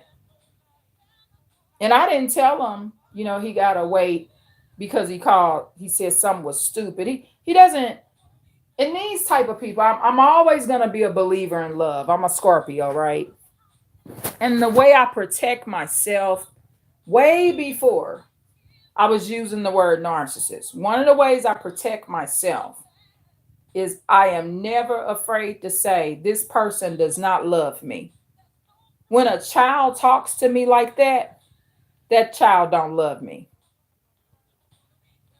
And I say this because I will be doing my series on retardation, developmental delay, um, a little of intellectual disabilities. And I do believe this because I'm going to be doing an entire series on it. And when I start my series on tarded, and tarded is a word, y'all, you could look it up. It means developmental delay. And I think it sounds better than retarded. Retarded reminds me of that bastard word. It's just a strong, kind of vulgar sounding word, right? So I think tarded sounds more professional. But I do believe that when somebody texts, see, because I got sense, like Natalie said, I got sense. She's right. So to be more, Natalie says, to be more clear with your question, he should have an honest conversation with his ex-wife if she is capable mentally, that is. You talking about Eugene, Natalie, with Jeremiah? He wasn't married to that woman. Sure wasn't. He was never married to her. She wasn't even a formal girlfriend of his.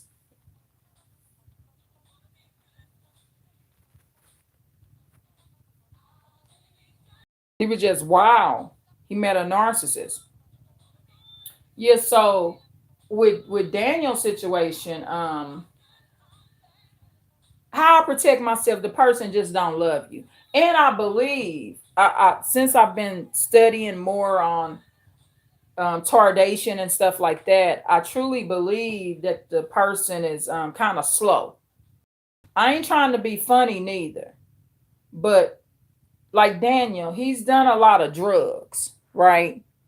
And so when you dope your brain up like that, since you've been a teenager, you're killing brain cells so the person can be slightly tarded. Okay. So I didn't too much debate with it, but see, I don't care if you tarded or not. It really don't matter because not all tarded people is texting that bullshit. See, you can be tarded or retarded and wicked, or you can be tarded and kind hearted. Because I even went over a clear example where I was a little mildly retarded.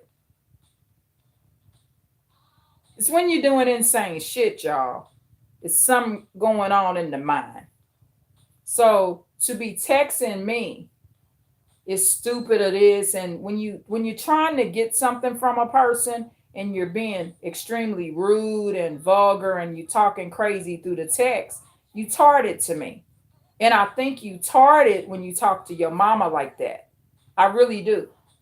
Me and my sister, we wouldn't have never text our mama or grandmama shit like that because we weren't tarted. And my mom and grandmother, they were narcissistic sociopaths. And you know what? I'm gonna say this. This might sound kind of weird, right? Narcissistic sociopathic women, they kind of like them aggressive military violent motherfuckers, right? That's the part where I'm grateful that they were that way. I'm glad that the women would have whooped my ass if I would have texted them shit like that. I don't want to be Daniel or that type of person. Now, I'm not saying you have a right to smother me and abuse me. I'm not talking about that. I'm just saying in general, outside of that situation, I'm glad they was women that wouldn't tolerate the extra disrespect. But that's how they are nowadays, and I that's why you got to get tired of it. Your life is more valuable. I'm bonding with adults on a healthy level. I am. That's what I'm bonding with is adults. You got to keep in mind my one son that is here, he's an adult, y'all. I ain't got no kids here. He's my son, but he's an adult. And Isaiah's so kind to me, y'all. Um, he's so kind to me. I'm fortunate. I got lucky and blessed, y'all, that at least one of my sons appreciates me. I got very, very lucky and blessed. I could have every son I have hate me. So I guess, me trying my best to be a good parent, or like Isaiah said, I was decent. I like that word because it means good and moral. So I tried my best. But when someone talks to you like that through the text, they're not thinking about how you feel. It's just no love. The child is tarded and wicked. That's it. And it's not all your fault because this child is not just completely genetically connected to you. All my children are only half my bloodline. I'm just 50% of the child. That other 50% is somebody else's bloodline. And that's why sometimes it act the way it do. Or he or she acts the way they do. I didn't mean it, you know what I mean? But I was calm and cool with Daniel. I just told him what he need, I'll get it when I get to it. Negro, you don't bring your ass home. You are not my priority. And don't be asking me to do no shit the day before and stuff like that. And I know you just trying to get you some more drug money. So you smoke blunts and shrooms and liquor and vape. Somebody he gonna have $100,000 a year construction job. Nigga, please. 100,000 a year construction job. Give me a fucking break. That vape you smoking, you would be then passed out at the fucking job. I'm very honest with people. You got to be honest with them. I already told Daniel, I said, your body will not survive vape. You'll be out of here by 25. If you want to live out your days, you got to get off the vape and marijuana and shrooms and liquor. Your body will not handle it. You will be dead by 25. And I would have too if I would have been putting that stuff in my body. Natalie says, please like if you haven't already. And thank you for tuning in. I love that, Natalie. Thank you. And the star before and after. That's beautiful. Yeah, so do what Natalie says, y'all. She your mama on this channel. You better listen to your mama. Your mama Natalie say, please like if you haven't already, and thank you for tuning in. So no trolls came in, Natalie. Yeah. So ultimately, these type of empathic males, Natalie's silly. That cracks me up. Oh, I'm gonna be doing a video too about, I should just cover it here too with Miss Angel. So when we was on that live, that last one, Natalie, and you felt the same thing I felt, right? That silence she had. And that will come from, she did not have her biological mom in her life. Okay. And she was not raised by her grandmother. So there's no mother label on who raised her. And so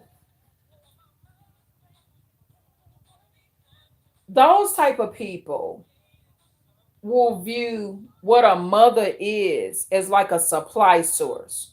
So she views a mother as a giver and someone that's supposed to be offering things to their child, no matter how old they are. So they will have a very skewed version of what a mother is.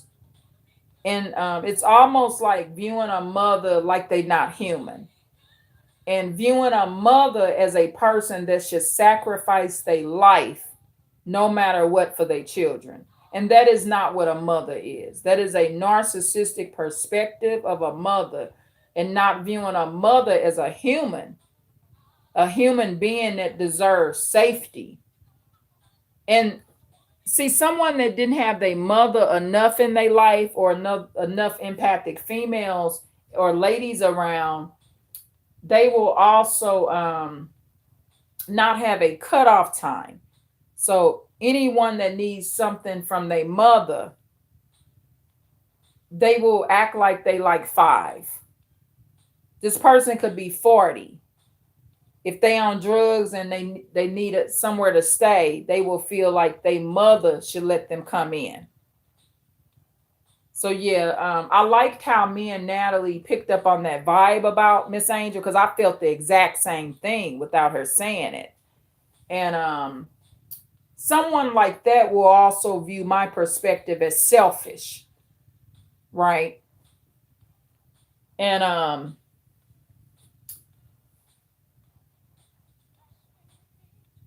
I don't listen to their silent perspective of what I should be doing, especially when it's dangerous. Like I said, Elijah's a monster.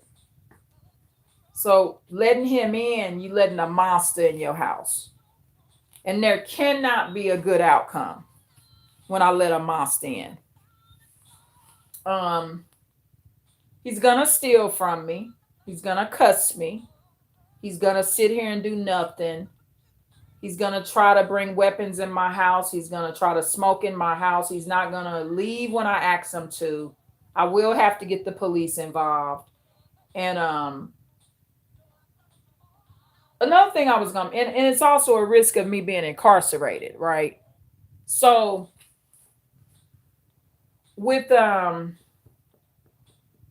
was I going to say? I had one thing right on the tip that I was thinking. Yeah, monster and a bully. Elijah's kind of a combination of both, and it's just not a good idea, and it just won't work out. And it's not in agreement with my environment, and I don't know what he's gonna do, but it's just not my legal responsibility. And Miss Angel and any narcissistic female, they will not understand legally. Oh, this is what I was going to mention. See, with narcissistic females, there's a lot that they went through that was totally preventable. And one of those things that is totally preventable is going to the penitentiary. That's totally preventable, especially when you're not going and you really innocent. Now, there is some innocent people that end up incarcerated, but The people I know, they were not innocent. If they went for being a drug dealer, that's what they was doing. They admit they was selling drugs. So with that being said, let me drink some of this tea, y'all. With that being said, with another narcissistic lady friend as well, how we've been going over that. This video is not primarily about that, but and I will see it in my little sister sometimes. You know, she dealt with her incarceration situation, but I would think my little sister, I think she's a lot better in this area. See, my little sister wasn't in prison long time, but Miss Angel was incarcerated a very long time. So she will not understand the preventative measures. Every time she went to the penitentiary, from the time she was 17, it was always preventable. Breaking court orders, it was always preventable. Even when Prince threw that drink at her wall in her house, and it wasn't liquor or anything, it was like soda pop he threw. That was preventable because she had already seen him when they got on the bus threatening to throw hot coffee on the black bus driver. All you got to do is watch how he treated other black women. He wouldn't have threw nothing on my wall because I wouldn't have had him in my house. I wouldn't have cared if he stayed in my apartment building. So with narcissistic females, they don't use the preventative measures that we use. And so, see, okay, let me tell you, no matter how many kids I've had and stuff like that and struggles I've had, and Natalie will attest to this. I'll ask Natalie this. Natalie, we haven't spent any time in the penitentiary, right? So Natalie, answer that question. You've never been. I know the answer to that is yes, but I just want you to answer it. And if you've been to prison, fine. One of my best friends went to prison and she was there 18 months. I didn't even know it for years later. She kind of went missing. And I was like, where is my best friend? And she was actually in prison for 18 months. It was over a check issue. It was something petty. But the thing is, when you have never been to prison, Natalie, can you answer that question for me so the viewers can see it, or so that I can point out that before I say what I say? Natalie, where are you at? Natalie done walked to get something to eat. So, yes, exactly. So, yeah, exactly. So Natalie, she's never been to jail or prison, no records. Now, I did the one weekend in jail over the abuser. I've discussed that testimony on this channel. The one weekend. I shouldn't have never been there. They couldn't find my restraining order, though. I had the man restrained, not put my restraining order against him in the policing system. So when I defend myself, they take the wrong person to jail. I never was in there again. It was one weekend. I went on a Friday, got out Monday morning. Okay, but prison. People go to jail over traffic tickets. I mean, the bottom line, prison. I never had a jail sentence. I've never been to prison. So anyone that has lived our lifestyle where they have not been incarcerated or had sentences or prison sentences. If you go just for one weekend, that's not a sentence, right? You have not been convicted. There's no guilty. My case was dismissed, and it was considered self-defense. But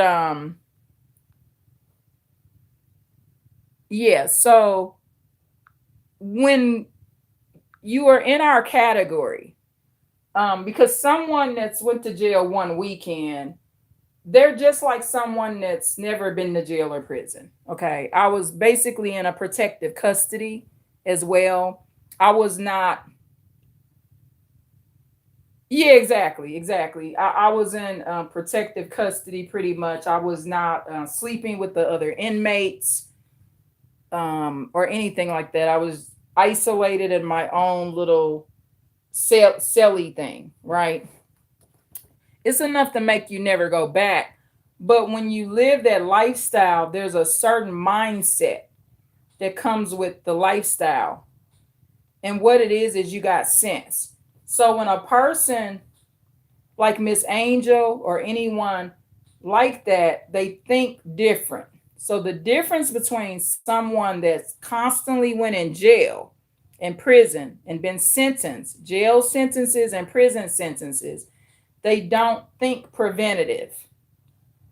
They have impulse control problems. They're more impulsive. Okay. So, because of that nature, they end up in these situations with incarceration. And that situation and the way they think, the situations they put themselves in and the way they think, there's no preventative. Oh, Natalie says, in fact, they always like to say how they don't mind going back. Yeah, yeah, yeah. Natalie funny. They do. Wait a minute. Natalie crazy. Wait a minute. Let me. Natalie funny as hell. Wait. This girl is something. Wait a minute. Wait a minute. Natalie said, in fact, they always like to say how they don't mind going back. Yeah. Yeah, they do say that. I got tears in my eyes. So I'm thinking about I'm thinking about all the times I've heard somebody say that shit. Right. So um that's too it's so true though. I mean some stuff is so funny because it's so true. It's just literally the the brutal truth. It is.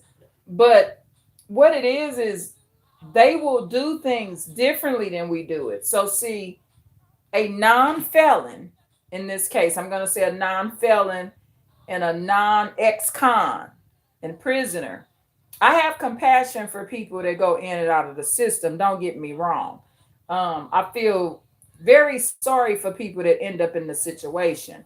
However, they do think different and their brains work different. So, like when I'm discussing the situation with Elijah, see, not bringing Elijah here to live is preventing a whole murder case, right?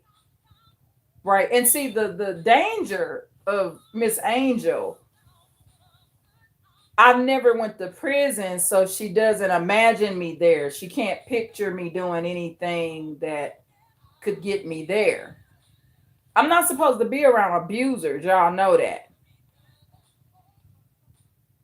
The counselor and psychologist advised me to not be around abusers because of the danger that's posed from my end too.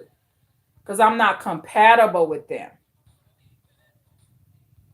One thing you shouldn't do is bring your abusive ass son back in your home and put yourself at risk of unaliving your kid. That's not smart, right? But see, that's what Miss Angel would do.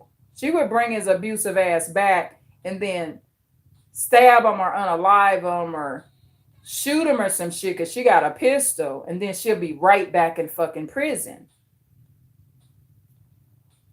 So the thing is, they will think different and it will be less preventative measures being taken. That's the difference. I'm not an ex-con. And so the way I'm going to manage my life is going to be way more protective than the way she does it.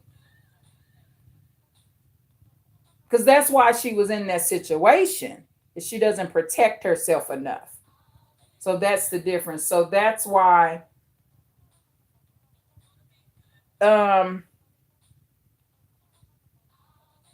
Yeah, yeah. And so Nally says, yes, it will agitate your core. Oh, beautiful comment. Yes, it will agitate your core and can cause a person to black out. Yes. And that's the risk I would be under. It's all abuse. Like Daniel texting me that shit. It's all abuse. It's triggers. It's provoking you too. I don't go around Daniel right now. I stay the fuck away. You don't want to hurt him or get hurt. I'm not supposed to be around abusive men and abusers. Yeah, Natalie says that's why she stays to herself and she can't handle that sort of infliction. Absolutely. And see, the thing is, this is another thing. When you're somebody that hasn't been in the a penal system or penitentiary system and the jail sentencing thing, um, they view you as someone that can handle it. So when Miss Angel talks to me, and she doesn't understand why I can't handle it. She thinks I can handle Elijah.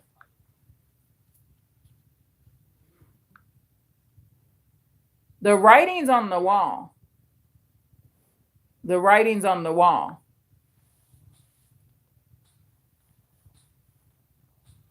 She lives in a big delusion. She said, well, maybe he'll pay bills. No.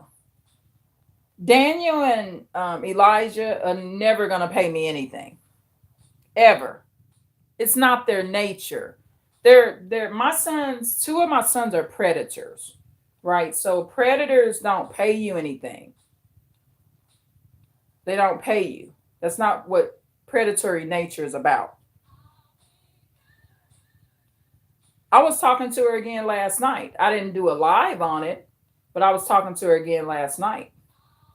And I asked her when I talked to her, I said, I noticed you got kind of silent. What was you thinking? And she said, well, she was just wondering if he was out or whatever. And stuff like that. She actually seemed more narcissistic females are wishy-washy. She seemed like she was basically saying kind of it wouldn't work or whatever. Maybe she thought about what I was saying. But my family case is considered to be deadly. And that's what's gonna make it deadly when you bring Elijah back in here. I would be on this live and I would be like, hold on, Natalie. This nigga is telling me that his white bitch is here and she here to stay. And Kaylin will be all in the background. You bitch, shut up. It'd be all on my live. Honey, please. And you would hear all kind of shit in the background. Because I would hammer both they motherfucking ass down. Natalie would be like, what was that noise, Advance? What, that was his ribs being cracked. You heard a break, his shit breaking. Yeah, I can't live like that. And it's on my psyche vow to not fuck with abusers. The psychologist said it. Damn. Is the psychologist ain't wrong. It's a very logical thing. You don't seem like you like those kind of people. I'm not predator compatible. And I don't like people taking over my shit neither. Like I'm not Elijah. See, Elijah allowed shit take over his place and shit. I'm not cut like that. You're not taking over my motherfucking place, but they can if you let them in. You have to be careful. So yeah, so with my friend Eugene, um he couldn't hold on to his empathic friends. I don't mind hanging out with him. You know, I don't have nothing against Eugene. It's just that he has a good heart. He's an empathic man. But I do think that the boy is aging out, and I think that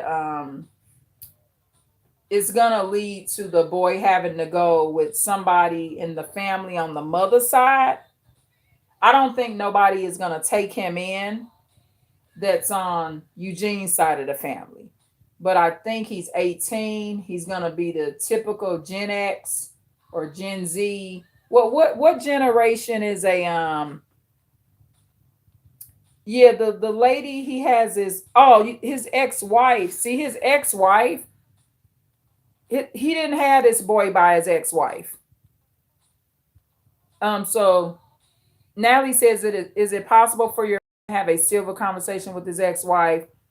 Um, yeah, I think they have civil conversations, but I think that Eugene raising that boy has put a damper on all his relationships, even his friendships.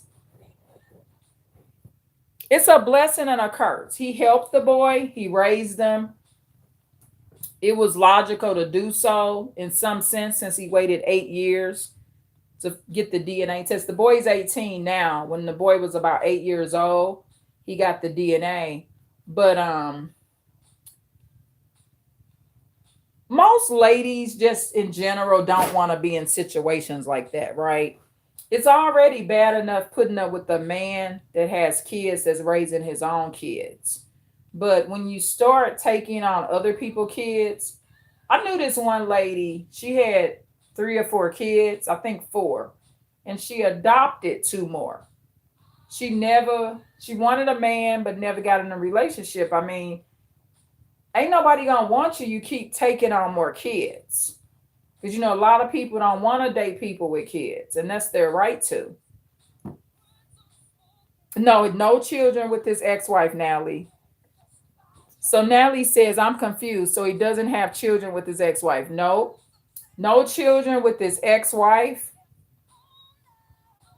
Yeah, and he also, no problem, Natalie, no problem. And he also, I'm sorry, I didn't explain it properly. He also, see, okay, when I first met him 18 years ago, the chick was pregnant, the hood rat chick. Okay, so the hood rat chick, which is Jeremiah Mama, the boy, the son that Eugene claims to be raising that and has raised. He's done an excellent job with him. The boy is very fortunate to have Eugene as a father. So he hadn't met his wife yet. He met his wife. She was very young because I'm older than all of them. I'm like old enough to be Eugene's auntie. Okay, so um he met his wife about maybe 4 years later, 3 years later, something like that. And they dated for about 6 or 7 years, then got married. Okay, so he's known his wife about maybe 16 years total. The marriage lasted 8 years. The divorce is final, but they only lived together 4 years.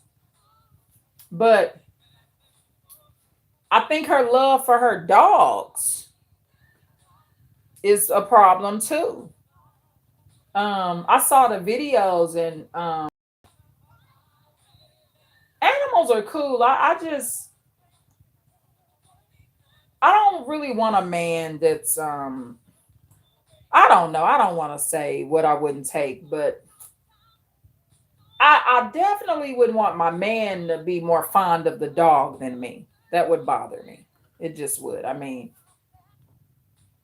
yeah, I just wouldn't want no man that I'm watching him hug up and cuddle with the dog and damn, where can I get some of your time too, dog?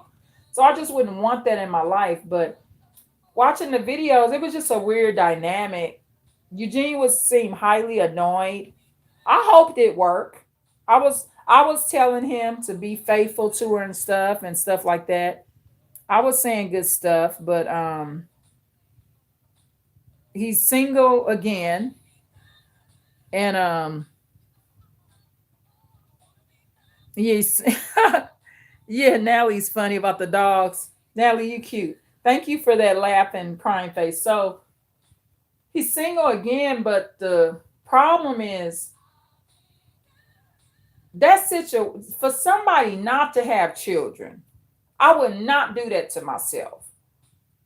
I would not have, I don't have biological children and I let somebody dump their child off on me and they still alive. I just wouldn't let somebody ruin my life like that. I'm borderline in that situation right now. My children are moved out. I got one adult son here. You think I'm getting ready to let somebody drop off 10 kids on me?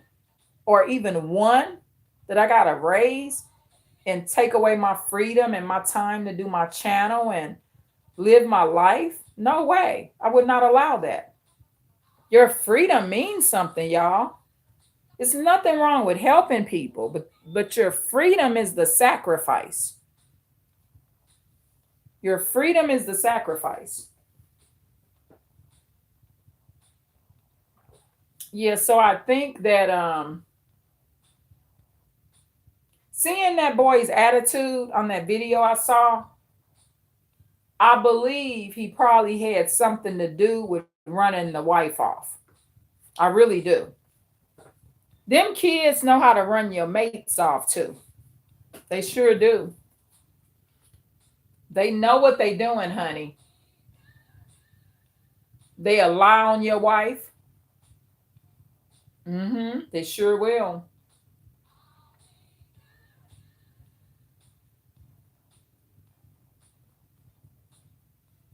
But those type of males, I do them the same as the narcissist. An empath like that, I get up out of my existence the same way I do aware narcissistic men don't have much of a chance. HG Tudor's right. He does these videos where he talks about the reactions empaths have with narcissistic people. There's not much they're gonna get out of me, right? I just won't want to be around them much. They're too much going on. But an empathic male, a male like that with Eugene, I treated him just like I did a narcissist. Get him out of my way. But the only difference is there will be no hatred or toxic feelings or bad vibes. Eugene can message me and call me anytime he wants to, and it wouldn't be a problem because he is empathic, so he's not going to be doing all the other stuff. He won't be raising his voice. There's no name calling of women. And he'll just be respectful. And if he sees I'm getting annoyed, he'll just back off. But I don't play games with empaths. I don't live in a fantasy island. I don't live in the fantasy island. I told him straight up, that's not your son. I think sometimes the Lord send these people to me because they need to be reminded. He needs to get that in his head because this boy is getting ready to give him a problem in the next 3 years. This boy is getting ready to turn on Eugene. I could see it right in the video. And Eugene gonna have to say, that ain't my son anyway. He needs to wake up and he needs to be prepared. And I'm mentally preparing him for, I read without the cards. I'm 99.9% accurate. I have not been wrong yet. My predictions are always very accurate because they're fact-based too. You don't really need to have my intuition and gift. If you watch the video, you might see the same thing. Let me see if I could find, hold on. And empathic men protect their abusers.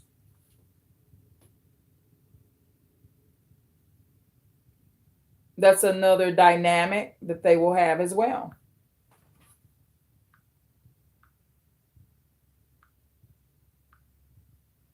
Hold on one second. Let me see if I could find this video. I'm gonna let you hear it.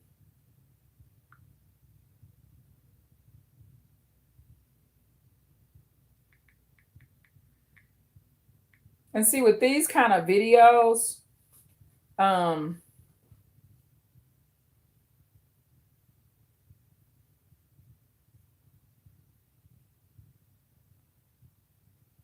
the person ain't really playing.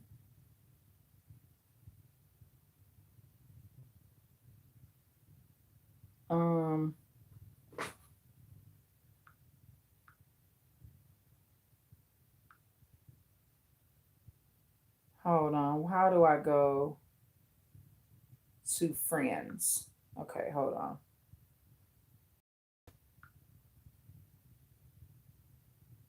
Okay, I'll do see all.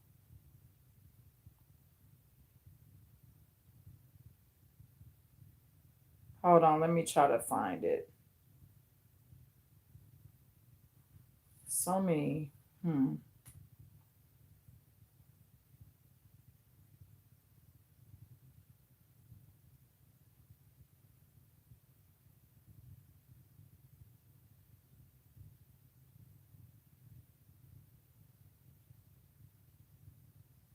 Yeah, I don't see it so far. Oh, right here, right here. So I'll let you hear it. Hold on.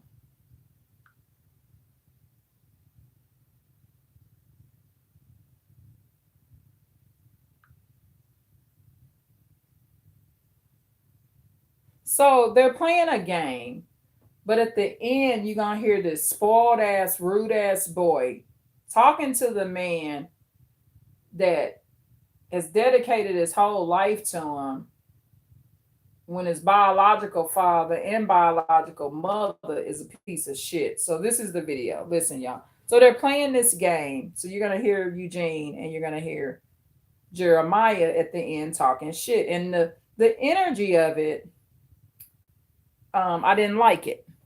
I just didn't like it. So fair use, y'all. I'll still say fair use.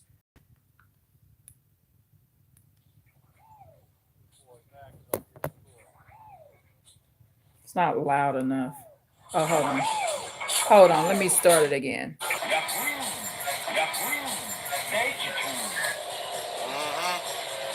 Uh-huh. All right, let's see what you can do.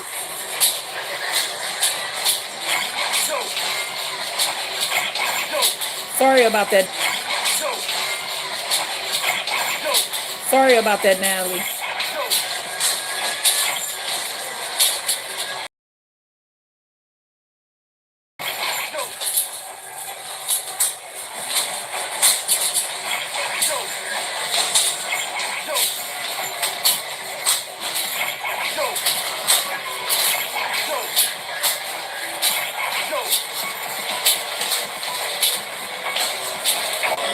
Where you going? Where you going? Where you going? Boy, where you going?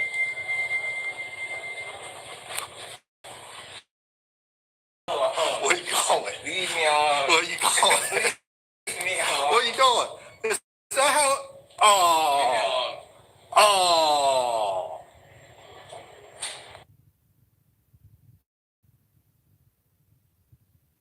And you have to see the facial expression on the boy. Did you hear I was telling Eugene to leave him alone and kept saying it over and over? And he in his elevator looking at him like he had that look like, you're not my daddy. That's how he had that look. A very wicked nature. So Natalie, did you hear it? So Natalie, did you hear it? Yeah, it's buffering because it's overheated.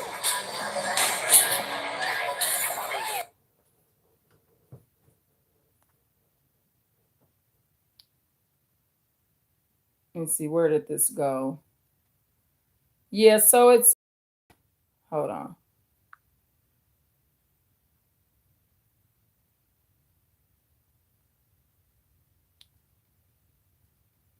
Yes, it's kind of buffering out. So Natalie, were you able? He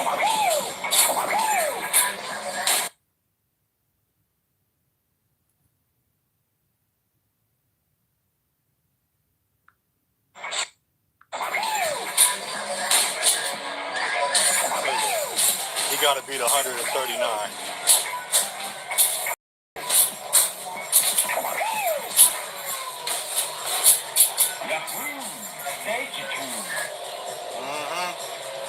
Uh-huh.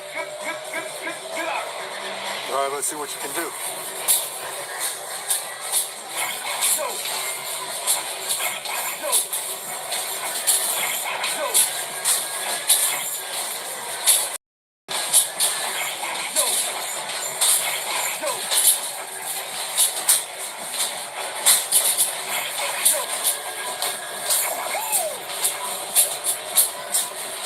And the winner, and still champion of the world. Where you going? Where you going? Where you going? Boy, where you going? Leave me alone. Where you going? Leave me alone. Where you going? Leave me alone. Where you going? Is that how? Leave me Oh. alone. Oh.